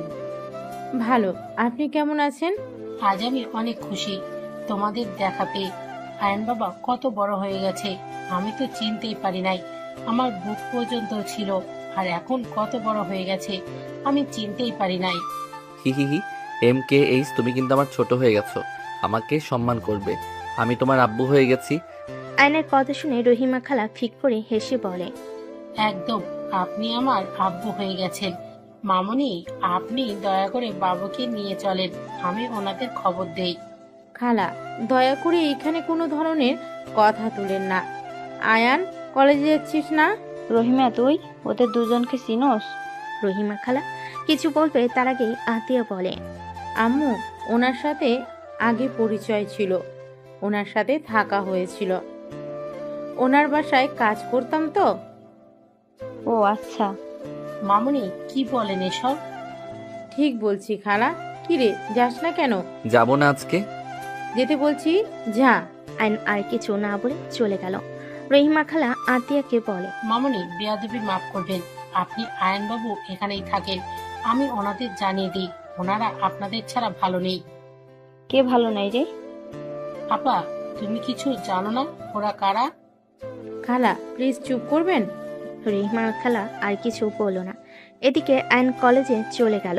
কলেজ ছুটি হলে আয়ন রাকিবকে বলল, এই যে মেয়েটা আসছে, তুই ওই মেয়েটাকে পটিয়ে নিবি। যদি নিস তাহলে তোর লাইফ সুন্দরভাবে কাটবে। কে ও? এখানে নাম করা বিজনেসম্যানের ভাতিজি। বলিস কি, রায়হান চৌধুরীর ভাতিজি? হ্যাঁ, থাক, আমি যাই। আয়নের সাথে কিছু বলার আগে সাইকেল নিয়ে জোরে চালিয়ে চলে গেল। নদীকে দাঁড়িয়ে থাকতে দেখে আয়ন সামনে গিয়ে বলে, সাইকেলে যাবেন নাকি? নদী কিছু না বলে পাশে রিকশায় উঠে পড়ল। আয়ন আর কিছু না বলে ওর পিছন পিছন যেতে লাগলো। বাসে গেলে নদী সোজা রুমে চলে গেল। আয়নও রুমে চলে গেল। নদী ফ্রেশ হয়ে নিচে চলে গেলে আয়ন ফ্রেশ হতে চলে গেল। ফ্রেশ হয়ে নিচে গেলে আয়ন আতিয়াকে বলল, আপু, আমি একটু বাইরে যাব। MKH, তুমি কতদিন আছো? আছি, আজকেই দিনটাই। MKH মানে কি? নদীর কথা শুনে আয়ন কিছু না বলে চলে গেল। রহিমা খালা হেসে বলে, MKH মানে মিষ্টি খালা। এই আমাকে ছোটবেলা থেকে এটাই বলে ডাকে। ও আচ্ছা। হঠাৎ করে আয়ন দৌড়ে বাসার ভিতর ঢুকলো। সবাই ভ্রু কুচকে তাকালে আয়ন আতিয়াকে বলল, MKH, আপনি এটা কি করলেন? আপু তো এখন রেগে যাবে। মানে? আপু। আয়নের কথা শুনে সবাই দরজার দিকে তাকাতেই থমকে গেল। সবাই ঢোক গিলতে লাগলো। নদীর আব্বাম্মু দৌড়ে গিয়ে বলতে লাগলো, ম্যাম স্যার, আমাদের এই গরিবের ঘরে আপনারা প্লিজ ভিতরে এসে বসেন। এইভাবে উত্তেজিত হবেন না, আমরা সাধারণ মানুষ, আমাদের দয়া করে এভাবে ট্রিট করবেন না। আর পাঁচটা মানুষকে যেইভাবে দেখেন সেইভাবেই দেখেন। স্যার, ম্যাম, আপনারা বসেন। আশিক ভালোভাবে সোফা পরিষ্কার করতে লাগলো। তুলি দেখে অবাক হয়ে বলল, ম্যাম আপনি? আমি তো বিশ্বাসই করতে পারছি না, আমি আপনার অনেক বড় ফ্যান। আপনার সাথে ছবি তোলা যাবে? আপনি আমার আইডল, আমি আপনার মতো বড় বিজনেসম্যান হতে চাই। শিওর, ইনশাল্লাহ আমার থেকে ভালো করবে তুমি। তুলি আয়নের আম্মুর সাথে ছবি তুলতে লাগলো। আয়নের আব্বু আম্মু বসলো। রহিমা খালা বলে ওঠে, ম্যাম বাবু। আয়নের দিকে তাকাতে আয়নের আম্মু চোখের পানি ধরে রাখতে পারলো না। আয়নের দিকে উঠে যেতে আতিয়া আয়নকে টান দিয়ে নিজের কাছে দাঁড় করিয়ে বলে, আয়ান যেখানে যাচ্ছিলি সেইখানে যা। মামুনি, বাবুকে কেন সরিয়ে দিতে চাইছেন? খালা, আপনি কাজটা মোটেও ঠিক করেন নাই। আর খালা, টাকার কাছে বিক্রি হয়ে গেলেন। মামুনি, প্লিজ আমাকে মামুনি বলবেন না। বৌমা, আমার বোনের সাথে এরকম ব্যবহার করছো? যাও ওনাদের জন্য শরবত বানিয়ে নিয়ে আসো, গরমের সময়। আতিয়া চলে গেল আয়নের আব্বু আম্মুর জন্য শরবত বানিয়ে নিয়ে আসতে। খালা এগিয়ে গেলে আতিয়া হাত সরিয়ে দিয়ে বলে, মা হয়ে টাকার কাছে বিক্রি হয়ে গেছেন। আপনাকে দেখে আমার ঘৃণা হচ্ছে। আমার একটা মেয়ে মারা গেছে, এখনো আমার আরো সন্তানেরা আছে, তাদের ভবিষ্যৎটাকে নষ্ট করে দিতে পারি না। আতিয়ার আগে কিছু না বলে শরবত বানিয়ে বের হইল। রহিমা খালা আতিয়ার পিছন পিছন যেতে লাগলো। আতিয়া দুজনকে শরবত দিয়ে বলল, শরবত খেয়ে তিনজন বের হয়ে যান। আতিয়া, কি বলো? তোমার কোনো ধারণা আছে কাদের সামনে কথা বলছো? ম্যাম স্যার, দয়া করে কিছু মনে করবেন না। আতিয়া, বেশি করে ফেলছো কিন্তু। সমস্যা নাই, আপনারা ওনাকে কিছু বলবেন না। ম্যাম, কত ভালো। ওনাদের এত সম্মান করার কি আছে? আমরা মানুষ, ওনারাও মানুষ, মাথায় তোলার কোনো মানে হয় না। আশিক রাগে আতের হাত ধরে রাগী লুক নিয়ে তাকাতে রহিমা খালা তাড়াতাড়ি করে আশিকের হাত ধরে কিছু বলবে, সাথে সাথে আতিয়া বলে, খালা ছাড়েন, আমার হাজবেন্ড আমার সাথে যেমন ইচ্ছে তেমন ব্যবহার করবে, হাত ছাড়েন ওর। আর আপনার ম্যাম স্যার নিয়ে এখান থেকে যান। উনি তোমার হাজবেন্ড? জি মিসেস রাহেলা চৌধুরী, উনি আমার হাজবেন্ড, আর ওনারা আমার শ্বশুর শাশুড়ি, আর ওই দুটা আমার ননদ। এইটাই আমার দেবরের বউ রূপা। তাই আমি চাচ্ছি না আপনারা দুইজন আমার শ্বশুর বাড়িতে বসে থাকেন। আয়নের আব্বু বলে ওঠে, আতিয়া প্লিজ আমাকে ক্ষমা করে দাও, প্লিজ তোমরা আমাদের সাথে চলো। আতিয়া রেগে বলে, অসম্ভব, আপনাদের সাথে আমরা কেন যাব? আপনারা চলে যান, আমাদের দয়া করে বিরক্ত করবেন না। আমরা আলহামদুলিল্লাহ অনেক সুখে আছি, প্লিজ চলে যান। আতিয়া, আর কত শাস্তি দিবে আমাদের? রহিমা তো আমাদের ক্ষমা করে দিয়েছে, সেখানে তুমি কেন আমাদের ক্ষমা করতে পারছো না? টাকা দিয়ে সব কিনতে পারবেন, আমাদের ভাই বোনকে টাকা দিয়ে কিনতে পারবেন না, বুঝতে পারছেন? আয়নের আব্বু বলে ওঠে, দেখো তোমার শ্বশুরের কোম্পানি লসের দিকে যাচ্ছে, তুমি আর আয়ান যদি আমাদের ক্ষমা করে আমাদের সাথে আসো, তাহলে আমি আশিকের কোম্পানির বড় করার সব কিছু দিয়ে দেব। দরকার হলে তোমাদের কলেজের ওইখানে যে কোম্পানি, ওটাই আশিককে দিয়ে দেব। আয়নের আব্বুর কথা শুনে আতিয়ার আগে সামনে থাকা ফুলদানি এক আছাড়ে ভেঙে ফেল, আর রাগে চিল্লায়ে বলে ওঠে, আপনি আমার স্বামীকে লোভ দেখান, আপনার কোম্পানি আপনার কাছে রাখেন, দয়া করে এখান থেকে তিনজন যান। আপনারা যদি বেশি বুঝেন, আমি আয়নকে নিয়ে এখান থেকে চলে যাব। আপু। এই চুপ, তুই এখানে একটা কথা বলবি না। আপু, আফিয়া আরুষ এসেছে, শান্ত হও। আতিয়া আফিয়া আরুষকে দেখে চুপ হয়ে গেল। দুজন দৌড়ে এসে নদীকে জড়িয়ে ধরল। আফিয়া বলে, ফুপ্পি তোমরা দুইজন এখানে কার সাথে আসলে? আঙ্কেল আমাদের রেখে গেছে। মামা, তোমাকে কল দিলাম, ফোন বন্ধ কেন? ফোন সিম ভেঙে ফেলছে তোমার আম্মু। আসসালামু আলাইকুম। আপনাদের তো আমি ম্যাগাজিনে দেখেছিলাম আপনারা আমাদের বাসায়। ওয়ালাইকুম আসসালাম। আয়নের আম্মু আফিয়া আরুষকে জড়িয়ে ধরে সারা মুখে চুমু দিতে লাগলো। দুজন অবাক হয়ে তাকিয়ে থাকতে লাগলো। আফিয়া বলে ওঠে, আপনারা এত বড় মানুষ হয়ে আমাদের আদর করছেন।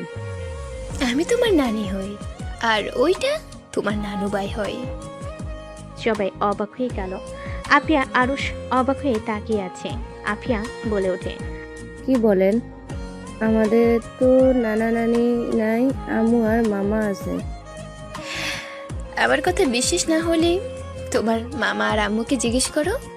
আফিয়া আতিয়ার আয়নের দিকে তাকিয়ে বলল, আম্মু, ওনারা কি আমার নানা নানি? হ্যাঁ। আতিয়ার কথা শুনে সবাই অবাক হয়ে গেল। নদীর আম্মু বলে ওঠে, কি ওনারা তোমার বাবা মা মানে? তুমি তো বলছো তোমরা এতিম। আমাদের থেকে নিজের পরিচয় কেন লুকিয়েছো? এত বড় বাড়ির ছেলে মেয়ে হয়ে ওই বস্তিতে কি করছিলে? এইসব মানে কি? আমাদের এভাবে ধোকা কেন দিয়েছ? আশিক, তুমি আমাকে ভুল বুঝছো। আমি তোমাদের ধোকা দিতে চাই নাই। আমি ওনাদের পরিচয়ে বাঁচতে চাই না। আমরা ভাই বোন ওনাদের পরিচয় নিয়ে থাকতে চাই না। দয়া করে তোমরা আমাকে ভুল বুঝো না। আমি ওনাদের ঘৃণা করি।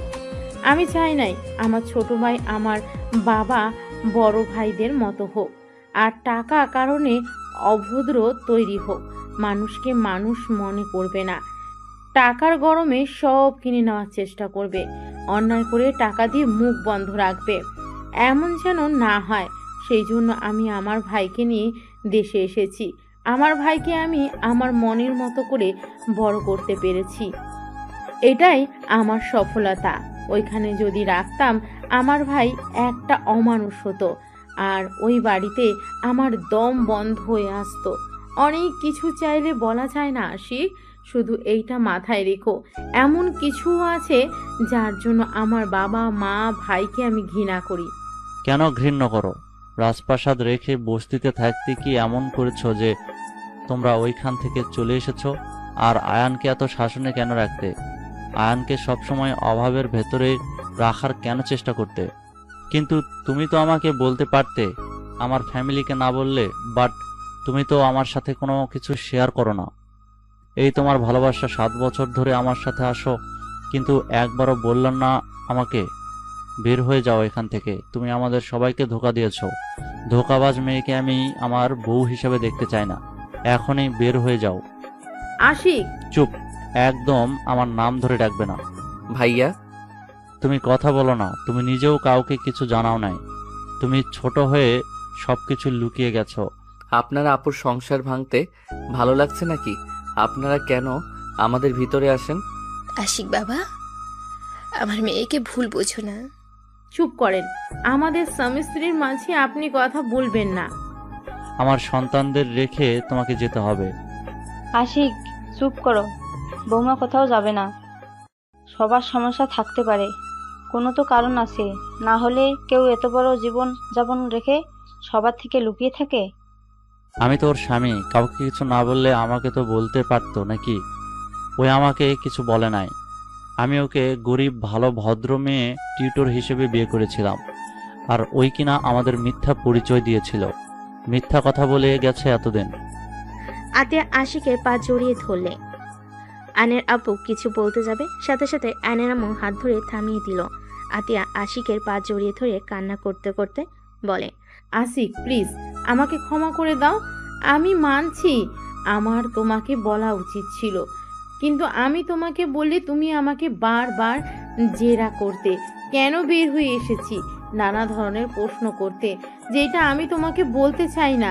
দেখো, সবার পার্সোনাল ব্যাপার থাকে যা সবাইকে বলা চায় না।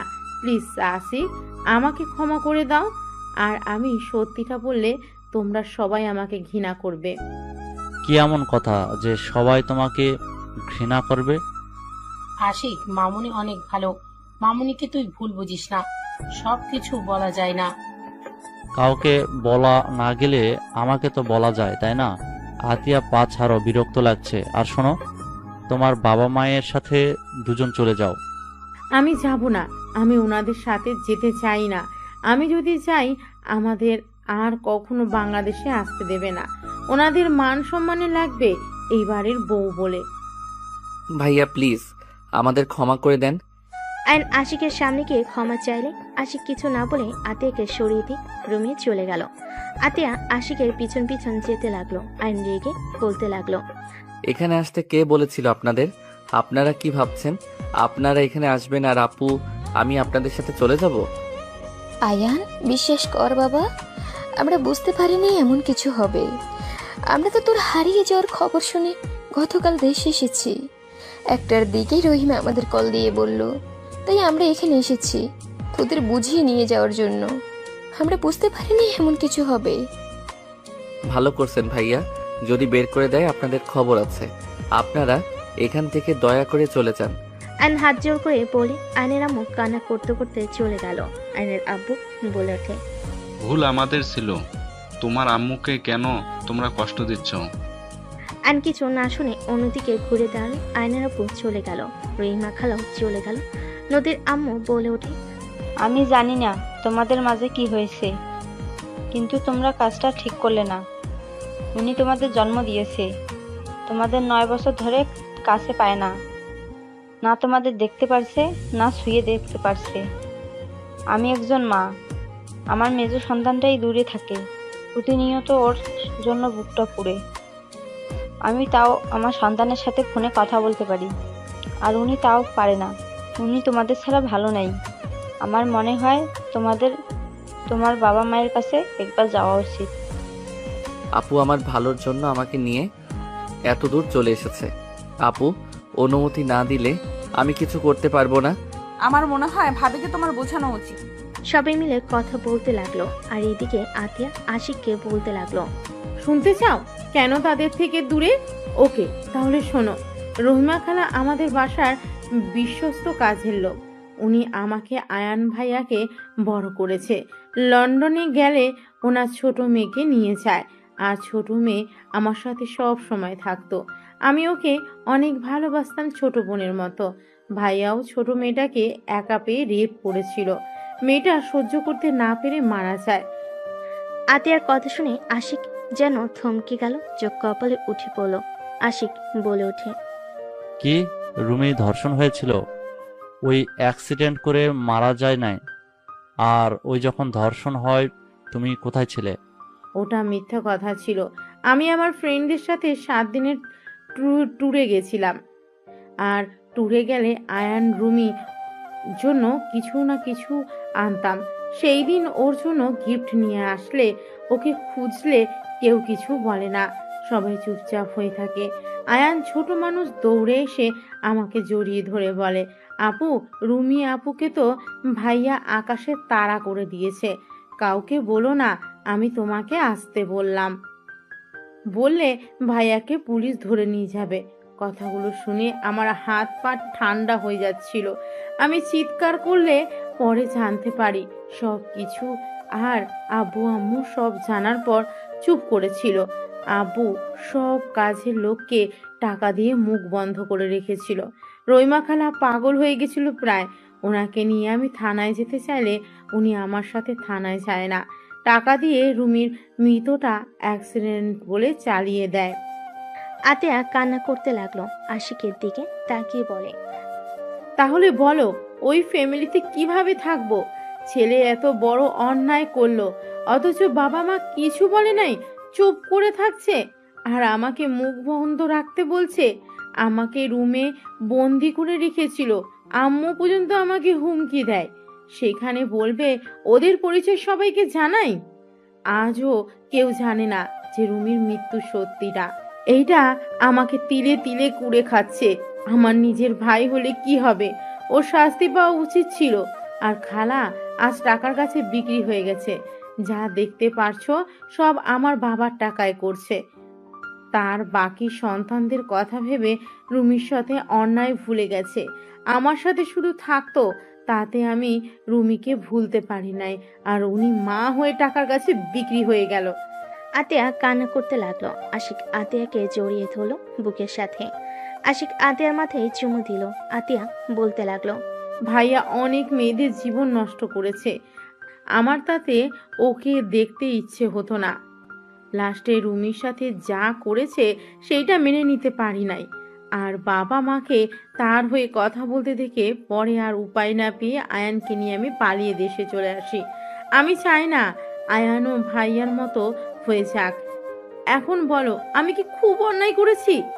যারা অন্যায়কে অন্যায় মনে করে না, আমার ঘৃণা হয় ওনাদের দেখলে। সেখানে তাদের পরিচয় কেন চলবো বলতে পারো? আই অ্যাম সরি, আমি তোমাকে ভুল বুঝেছি। তোমাকে নিয়ে আমার গর্ব হচ্ছে। আমি ভুল মানুষকে আমার জীবন সঙ্গী হিসেবে বেছে নেই নাই। ওকে আর কাউকে এইসব বলার দরকার নাই। তুমি তোমার মতো থাকো। আতিয়া আশিককে জড়িয়ে ধরে কান্না করতে লাগলো।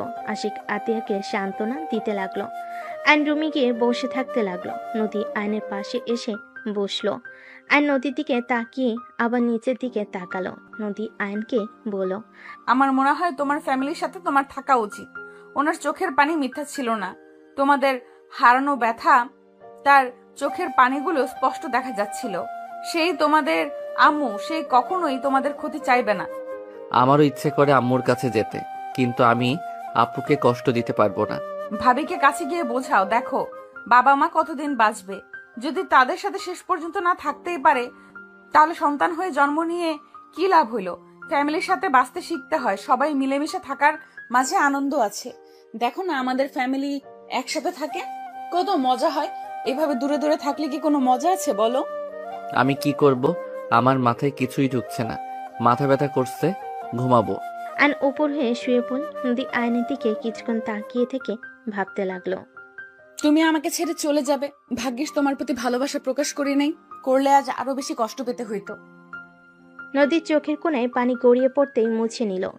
সন্ধ্যার দিকে ঘুম ভাঙলে চোখ খুলে দেখে নদী ওর পাশে আদর্শা হয়ে বসে আছে। আইন নদীর কোলে মাথা দিতেই নদী চমকে উঠল। আইন জড়িয়ে ধরে বলল, তুমি কি আমার উপরে ভাইয়ার মতো রাগ করছো? আমি রাগ করলে কি আর না করলে কি আয়ান? আমি তো আর তোমার কেউ না। নদী, তুমি আমার স্ত্রী। তুমি কি আমাকে ভালোবাসতে পারবে না? আমি কি তোমার ভালোবাসা পাওয়ার যোগ্য না? তুমি বড়লোক ঘরের ছেলে, আমাদের সাথে তোমার যায় না। তুমি বিয়ে করলে বড়লোক দেখে বিয়ে করবে। তুমি আমার গার্লফ্রেন্ড না নদী, তুমি আমার বিয়ে করা বউ। বউ গার্লফ্রেন্ডের মধ্যে অনেক পার্থক্য। আমি তোমাকে খুব তাড়াতাড়ি ডিভোর্স দিয়ে দিব। ও সরি, তুমি তো অন্য কাউকে ভালোবাসো, আমাকে ডিভোর্স দিয়ে তার কাছে চলে যাবে নাকি? তোমাকে যখন ওই লোকটা বিয়ে করলো না, তখন তুমি তোমার বয়ফ্রেন্ডকে বিয়ে করতে পারো নাই? কোথায় ছিল তোমার বয়ফ্রেন্ড? দেখো, আমি তোমাকে ছাড়তে পারবো না। মানুষ জীবনে বিয়ে একবার করে, বারবার করার কোনো ইচ্ছে নাই। আমি তোমাকে ভালোবাসি, আমি আর কাউকে বউ হিসেবে মেনে নিতে পারবো না। তুমি আমাকে ভালোবাসো না, এটা আবেগের বশে বলছো। তোমার বাবা মা যদি বলে মেয়ে বড় বেশি, ছেলের বউ হিসেবে মানলাম না, তখন তুমি নিজেই আমার হাত ছেড়ে দিবে। আর এখন আমাকে ভালো লাগছে, ভবিষ্যতে আমাকে তোমার ভালো লাগবে না। নদীর কথা শুনে আয়নের রাগ উঠল। আয়ন কোনো কিছু না বলে উঠে পড়ল। আয়ন ওয়াশরুমে চলে গেল। আয়ন মুখে পানি দিয়ে আয়নের দিকে তাকিয়ে থাকতে আয়ন ভাবতে লাগলো, আমাকে ডিভোর্স দিবা তাই না? আগে তোমাকে বাচ্চার আম্মু বানাই, তারপর দেখবো আমাদের ছেড়ে কিভাবে যাও। আর এই ফালতু কথা বলা বের করব। আয়ন দুষ্ট হাসি দিয়ে ফ্রেশ হয়ে বের হইল। নদীর দিকে তাকাতে নদী উঠে চলে গেল। আয়ন নদীর পিছন পিছন যেতে লাগলো। আয়নের পকেটে বাদাম থাকাতে আয়ন একটা বাদাম নিয়ে সোজা নদীর কোমরের দিকে ছুঁড়ে মারল। নদীর ভুল কুচকে পিছনে তাকালে আয়ন শীষ বাজাতে বাজাতে অন্যদিকে তাকিয়ে নিচে নেমে যেতে লাগলো। নদী বলে উঠল, ফাজিল কোথাকার, বেয়াদব ছেলে একটা। নদীর কথা শুনে সবাই নদীর দিকে তাকালো। আয়ন নদীর দিকে তাকিয়ে বলে, এক্সকিউজ মি, আমাকে কিছু বলছেন? থাপ্পড় মেরে দাঁত ফেলে দিব। আন্টি, এটা কি ধরনের বেয়াদব বলেন তো? স্বামীর দাঁত ফেলে দিলে সবাই ওনাকে বলবে না? দাঁত ছাড়া স্বামী, মান সম্মান কার যাবে বলেন তো? আয়নের কথা শুনে আতিয়া বাদে সবাই হেসে দিল। নদী রেগে বলে উঠল, জাস্ট শাট আপ আয়ান। ঢং। আয়ন কথাটা বলে নিচে নামলো। নদী নিচে নেমে সোফায় বসলে আতিয়া বলে ওঠে, নদী, মন থেকে একটা কথা বলবে? কি কথা ভাবি? তুমি কি সত্যি আয়ানের সাথে থাকতে চাও না? দেখো, মন থেকে বলো, যদি না থাকতে চাও তাহলে আমাদের বলো। আতিয়ার কথা শুনে নদী চুপ করে থাকলো। আয়ন বলে ওঠে, আপু, ওনার কথা রাখো, আমি ওনাকে ডিভোর্স দিব না। উনি আমাকে মেনে নিক বা না নিক, উনি আমার স্ত্রী নামে থাকবে। আমি বেঁচে থাকতে ওনাকে অন্য কারো হতে দিব না। Just shut up. কেউ থাকতে না চাইলে তাকে জোর করে রাখা যায় না আয়ান। যে চলে যেতে চায় তাকে চলে যেতে দিতে হয়, না হলে সেই তীরে তীরে কষ্ট পেতে পেতে মারা যাবে। আপু, আমি ওনাকে ছাড়া কাউকে আমার লাইফে চাই না।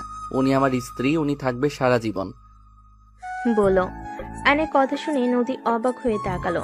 তুলি বলে উঠল, আয়ান তোমাকে সবার সামনে চাচ্ছে, আর তুমি এত ভাব কেন নাও আপু? এসব আবেগ, আবেগ চলে গেলে তখন আর আমাকে ভালো লাগবে না। বারবার এক কথা কেন বলো?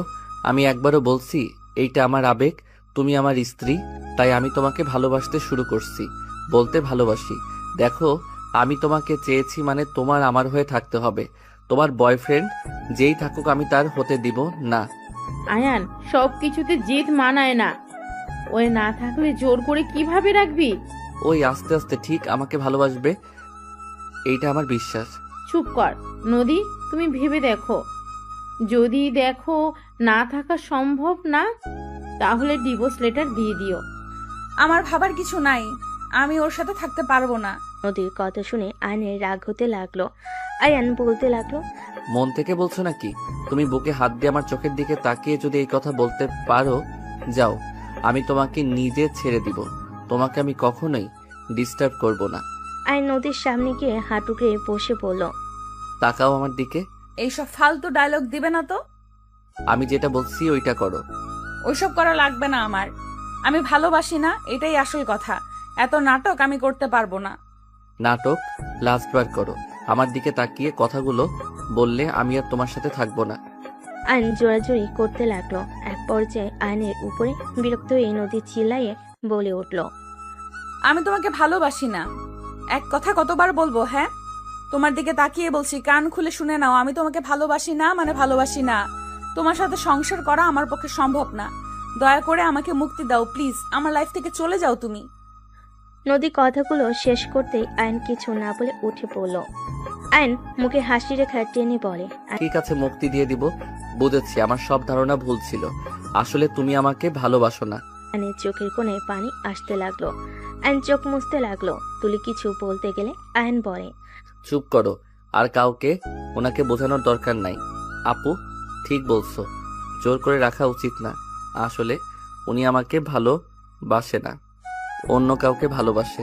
আতিয়া কিছু বলতে যাবে আইন রেখে নদীর দিকে তাকিয়ে বলল, 1 তালাক 2 তালাক। আয়ান কি করছিস? আয়ান এমনটা করো না। আপু দয়া করে কেউ আমাকে বাধা দিবেন না। 3 তালাক। যান, আপনি আজ থেকে মুক্ত।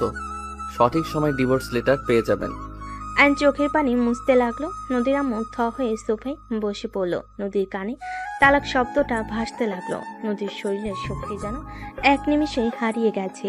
নদী পাথরের মতো বসে থেকে আইনের দিকে তাকিয়ে থাকতে লাগলো। আইন চোখ মুছতে মুছতে বলে, আপু আমি এখানে থাকতে পারবো না। আমি আম্মু আব্বুর সাথে একদিন থাকতে চাই। তারপর আমার মন যেদিকে যাবে আমি সেদিকে চলে যাব। কোথায় যাবি? জানি না, এখানে আমি আর থাকতে পারবো না। ওনাকে দেখলে আমার কষ্ট হবে। ওকে, তুই যা আম্মু আবুর কাছে, আমি ঠিকানা বলে দিচ্ছি। আপু একটা কথা বলবো? দেখো ভাইয়া ভুল করছে, আম্মুর তো কোনো দোষ নাই। সময় হইলে তুমিও চলে এসো আপু দেখা করতে। উনি আমাদের জন্ম দিয়েছে। যত রাগ দেখাও না কেন আপু, তুমিও আম্মুকে অনেক মিস করো। যদি কখনো মনে হয় চলে এসো। আর আঙ্কেল আন্টি ভাইয়া তুলি ভাবি আমাকে ক্ষমা করে দিয়েন আমি আপনাদের সাথে অন্যায় করে থাকলে। আরুশ আফিয়া মামা তোমাদের অনেক ভালোবাসি। সাবধানে থেকো, মামাকে ভুলে যাও না। অ্যান আরুষ আফিয়াকে জড়িয়ে ধরে আদর করতে লাগলো আর চোখ মুছতে লাগলো। অ্যানোর আপুকে জড়িয়ে ধরে বলল, ভালো থেকো আপু, আর বিআইন ভালো থাকবেন। আজ থেকে আপনি আমার আবারও বিআইন হয়ে গেলেন। আপনাকে মুক্ত করে দিয়েছি, ভুল করলে ক্ষমা করে দিয়েন। অ্যান চোখের পানি মুছতে মুছতে বের হয়ে গেল। নদীর আপু আম্মু চুপচাপ বসে থাকলো। আশিক রেখে নদীর দিকে তাকিয়ে বলল, নেন, তোকে তো মুক্তি করে দিল, এখন সুখে থাক। সব কিছুতে তো নিজের সিদ্ধান্ত উপরে থাকস। আমাদের ক্ষমা কর। আয়ানের সাথে তোকে বিয়ে দিয়ে আমরা বড় ভুল করেছিলাম। যাক, তুই নিজেই তো সরিয়ে দিলি, ভালো করছস। ডিভোর্স লেটার পাঠিয়ে দিস ওকে। আশিক রেগে চলে গেল। নদীর চোখ দিয়ে পানি গড়িয়ে পড়তে লাগলো। তুলি নদীকে ধাক্কা দিতে নদী ফুলরে পড়ে গেল। আতিয়া দৌড়ে গিয়ে নদীকে দেখে নদী অজ্ঞান হয়ে গেছে। আতিয়া রূপা ডাকতে লাগলো। তুলি দৌড়ে গিয়ে পানি নিয়ে আসলো। রূপা নদীর মুখে পানি দিতে দিতে বলতে লাগলো, নদী, এই নদী, চোখ খুলো। কি হলো তোমার? চোখ খুলো। নদী চোখ খোলো। নদীর জ্ঞান ফিরলে নদী উঠে দাঁড়িয়ে গেল। কাউকে কিছু না বলে পাথরের মতো সোজা সেই ভেঙে উপরে চলে গেল। তুমি গিয়ে দরজা লাগিয়ে দিয়ে নদীর জোরে চিৎকার দিয়ে হামা করে কান্না করতে লাগলো। নদী কান্না করতে করতে ঘাটের উপরহীন শুয়ে পড়ে কান্না করতে করতে বলতে লাগলো, আমার এত কষ্ট কেন হচ্ছে? আমি নিজেই তো তোমাকে বাধ্য করলাম। কিন্তু আয়ান, তুমি আমাকে কিভাবে তালাক দিতে পারলে?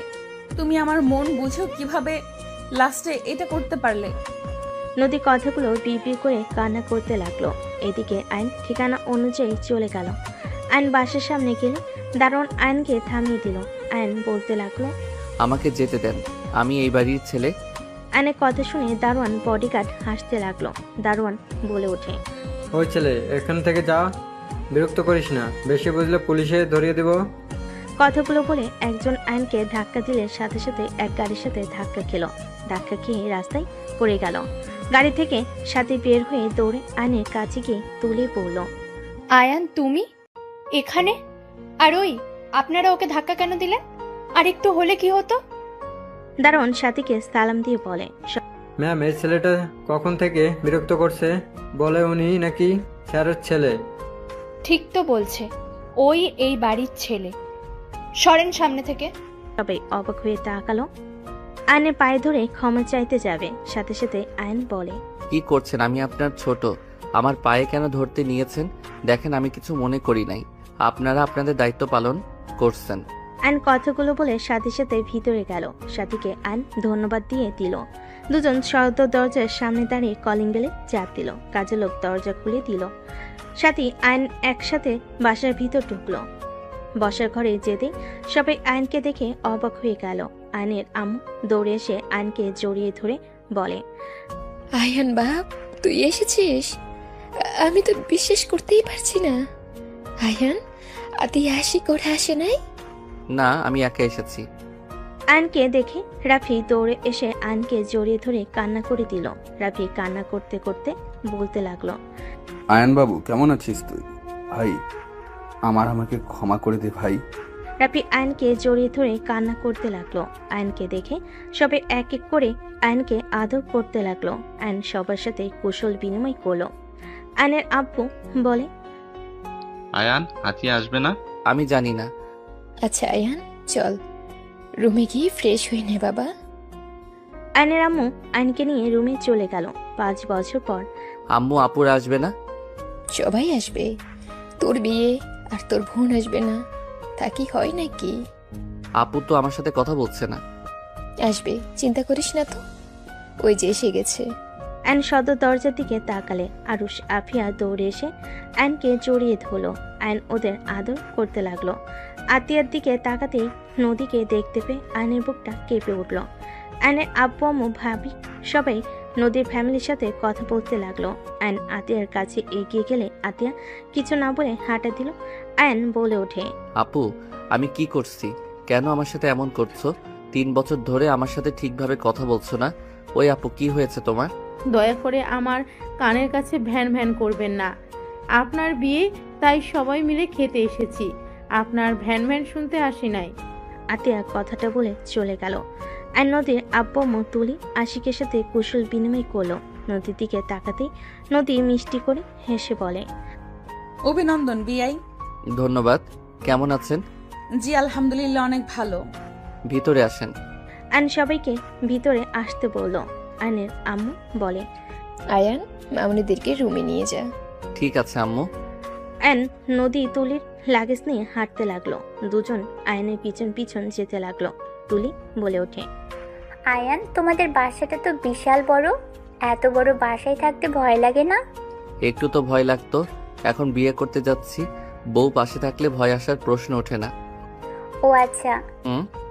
নদী তুলি আয়নের পিছন পিছন যেতে লাগলো। আয়ন ওদের রুম দেখিয়ে দিয়ে রুম থেকে বের হয়ে গেল। আয়নের বুকের ভিতর ঝড় উঠতে লাগলো। আয়ন নিজেকে সামলিয়ে নিয়ে ওর কাজিনদের সাথে আড্ডা দিতে চলে গেল। সন্ধ্যে থেকে আয়ন রুমে একা বসে আছে, এক দৃষ্টিতে ফ্লোরের দিকে তাকিয়ে আছে। আয়নের আম্মু ডাক দিলে আয়ন ভাবনার জগৎ থেকে বের হয়ে নিচে চলে গেল। আতিয়া না তাকিয়ে অন্যদিকে তাকালো। আয়ন ওর আম্মুর দিকে তাকিয়ে বলল, কিছু বলবে? সারাদিন রুমে কি করিস? হ্যাঁ, এতগুলা বিআই থাকতে সবাইকে নিয়ে একটু ঘুরে আসতে পারিস না? ওই খচ্চর চারটা তোদের কাজ কি ছিল? আয়নের কথা শুনে ওর এক কাজিন বলে, ভাইয়া আমার দোষ নাই, ওনারা তোমার কথা বলে, সবাই একসাথে যাবে। আম্মু আমি একটু সাথীদের বাসায় যাব। বাবা আয়ান, বউকে কি চোখে হারাচ্ছ নাকি? তুলির কথা শুনে নদী আতিয়া বাদে সবাই হাসতে লাগলো। আয়ন মুখে হাসি রেখা টেনে বলে, ওকে যাও যাও, আগামীকাল তো গায়ে হলুদ, তারপর বিয়ে, এখনো তাকে পেতে হইলে 2 দিন অপেক্ষা করতে হবে। রাফি আয়নের দিকে তাকিয়ে বলে, আয়ান তুই ঠিক আছিস? কোনো কিছু নিয়ে চিন্তায় আছিস নাকি? দেখ, তোর যদি ওই বিয়েতে মত না থাকে সোজা বলে দে, আমি ওদের বুঝিয়ে নেব। তোর উপরে প্রেশার দিতে চাই না। রাফির কথা শুনে আতিয়া বলে ওঠে, আপনি আবার অন্যের কথাও ভাবেন? রাফি আতিয়ার কথা শুনে চুপ হয়ে গেল। আর কিছু না বলে আরুষ আপিয়ার সাথে খেলা করতে লাগলো। আইন কিছু না বলে যেই ঘুরতে যাবে, পিছনে সাথে সাথে রাকিবকে দেখে আইন খুশিতে জড়িয়ে ধরল। দোস্ত তুই এসেছিস? তোর বিয়ে আমি আসবো না তা তো হয় না, তোর শালিকার সাথে প্রেম তো করা লাগবে নাকি? শালা? তুই শালা হবি, আমি না। ওকে যেই হোক চল আমার সাথে, আমার ভালো লাগছে না। কোথায় যাব? যেখানে যাওয়ার কথা। আরে এটাই তো ম্যাম। রাকিব আইনকে ছেড়ে দিয়ে নদীর সামনে কি বলে, আসসালামু আলাইকুম ম্যাম, কেমন আছেন? ওয়ালাইকুম সালাম, ভালো, তুমি কেমন আছো? আলহামদুলিল্লাহ ম্যাম, আপনার সাথে তো আয়নের তেমন একটা কথাই হতো না, সেখানে আর কাউকে দাওয়াত না দিয়ে আপনাকে দিয়েছে। রাকিব ওইটাই আমার বোন। আশিকের কথা শুনে রাকিব ভ্যাবাচেকা খেয়ে গেল। রাকিব মুখ ফসকে বলে ওঠে, শালা তুই তাহলে ম্যামের প্রেমে হাবুডুবু খাচ্ছিলি? রাকিবের কথা শুনে সবাই অবাক হয়ে গেল। আইন রাকিবের মুখ চেপে ধরে নিয়ে যেতে লাগলো। আইনকে গাড়িতে তুলে আইন ড্রাইভিং করতে লাগলো। আইন সোজা সাথীদের পাশে চলে গেল। আইনকে দেখে সবাই অবাক হয়ে তাকিয়ে আছে। আইনের ভাবি বলে ওঠে, আয়ান তুমি এখানে, ভিতরে আসো। ভাবি সাথী কোথায়? আইনের কথা শুনে সবাই মিটিমিটি হাসতে লাগলো। আইনের ভাবি মিটিমিটি হেসে আইনকে দেখে রুম দেখিয়ে দিল রুম। আয়ন রাকিবকে নিয়ে সোজা সাথীর রুমের দিকে নক করতে লাগলো। কে? আমি আয়ান। আসো। আয়ন রাকিবকে বাহিরে রেখে ভিতরে ঢুকলো। সাথী আয়নকে দেখে বলল, তুমি এখানে কেন? আমার লাইফটা নষ্ট করতে নিয়েছো? আবার দেখতে আসলে নাকি যে কেমন দেখা যাচ্ছে বিয়ের পর, কেমন অবস্থা করব? সাথী বাজে কথা বলো না। রাকিব, ভিতরে আয়। রাকিব ভিতরে আসে। সাথী রেগে বলে, তুমি এখানে কি করছো? বের হও। এই চুপ করো, শুনো। আমি রাকিবকে বলেছিলাম তোমাকে পটাতে। হ্যাঁ মানছি আমি ওকে লোভ দেখিয়েছিলাম, কিন্তু রাকিব তো তোমাকে সত্যি করে ভালোবাসে। ওই তোমাকে লোভের জন্য ভালোবাসে নাই। তুমি শুধু শুধু ওর উপরে রেগে আছো। শুনো, রাগ জিদ অভিমান করে ভুল সিদ্ধান্ত নিও না, যা সারা জীবন পস্তাতে হবে। আমার কাছে আইডিয়া আছে, শোনো। আমার কিছু শুনতে হবে না, বের হও দুজন। আমার কারোর সাথে কথা বলার কোনো ইচ্ছে নেই। রাকিব সাথীর পায়ের কাছে বসে পা জড়িয়ে ধরে বলে, সাথী, আমি তোমাকে অনেক ভালোবাসি। আমি তোমাকে ছেড়ে থাকতে পারবো না। আমি তোমাকে নিয়ে পালিয়ে যেতে চাই। সাথী, আমার চাকরি হয়েছে। আমি জানি আমি তোমাকে তোমার আব্বুর দামি দামি কিছু দিতে পারবো না, তবে আমি তোমাকে কখনোই কষ্ট পেতে দিব না। আমি তোমাকে সুখে রাখার চেষ্টা করব। প্লিজ তুমি আমাকে ক্ষমা করে দাও। রাকিব কান্না করতে নিলে সাথী নিজের রাগ অভিমান ভুলে রাকিবকে জড়িয়ে ধরে কান্না করতে করতে বলে, আমার কিচ্ছু চাই না, আমি শুধু তোমাকে চাই রাকিব। চলো এখন পালিয়ে যাই আমরা। এই না, এখন না, আমার আইডিয়া শোনো। অ্যান্ড দুজনকে প্ল্যান খুলে বলো। কথা বলা শেষ হলে সাথী বলে, ওকে, এখন যাও দুইজন। আরে বউ, একটু দেখি না। শালা, কাকে বউ বলোস? ও থুকু, বন্ধুর বউ মানে তো আমারও বউ, আর আমার বউ মানে তো তোর ম্যাম। অ্যানের কথা শুনে দুজন হেসে দিল। অ্যান রাকিবকে নিয়ে বের হয়ে গেল। অ্যান সোজা বাসে চলে গেল। অ্যান রাকিব রুমে বসে থেকে প্ল্যান করতে লাগলো। অ্যানকে ওর কাজিনরা ডেকে নিয়ে যেতে লাগলো। ওদের সাথে সাদেকি আড্ডা দিতে লাগলো। রাতে দুজন রুমে গিয়ে ঘুমিয়ে গেল। সকালে হলুদের অনুষ্ঠান শুরু হলে সবাই নাচ গান করতে লাগলো। নদী আয়নের দিকে তাকিয়ে হাসি মুখে হাসি রেখা টেনে আয়নের গালে হলুদ লাগিয়ে দিল। আয়ন নদীর হাত ধরলে নদীর চোখের পানি গড়িয়ে পড়ল। আয়ন টান দিয়ে ঘুরিয়ে হলুদ লাগিয়ে দিয়ে বলে, আরে বিয়াইন আমাকে দিবেন, শুধু নিজেও তো নেন।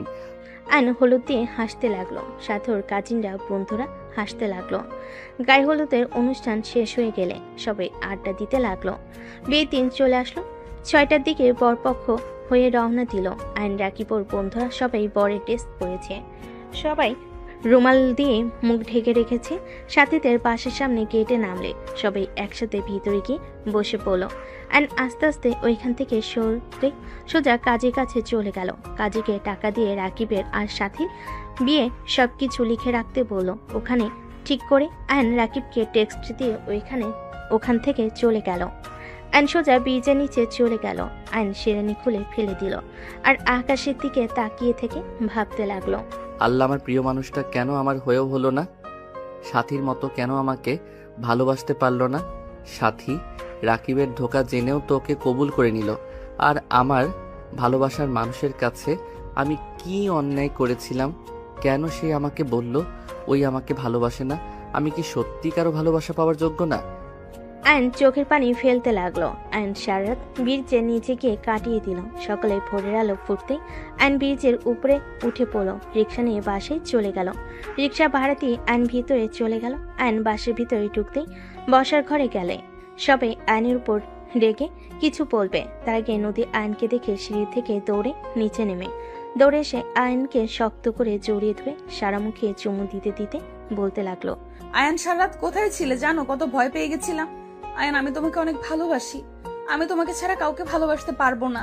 আমি তোমাকে আমার জীবন থেকে বেশি ভালোবাসি। আয়ান, তোমাকে আমার ভালোবাসতে হবে না।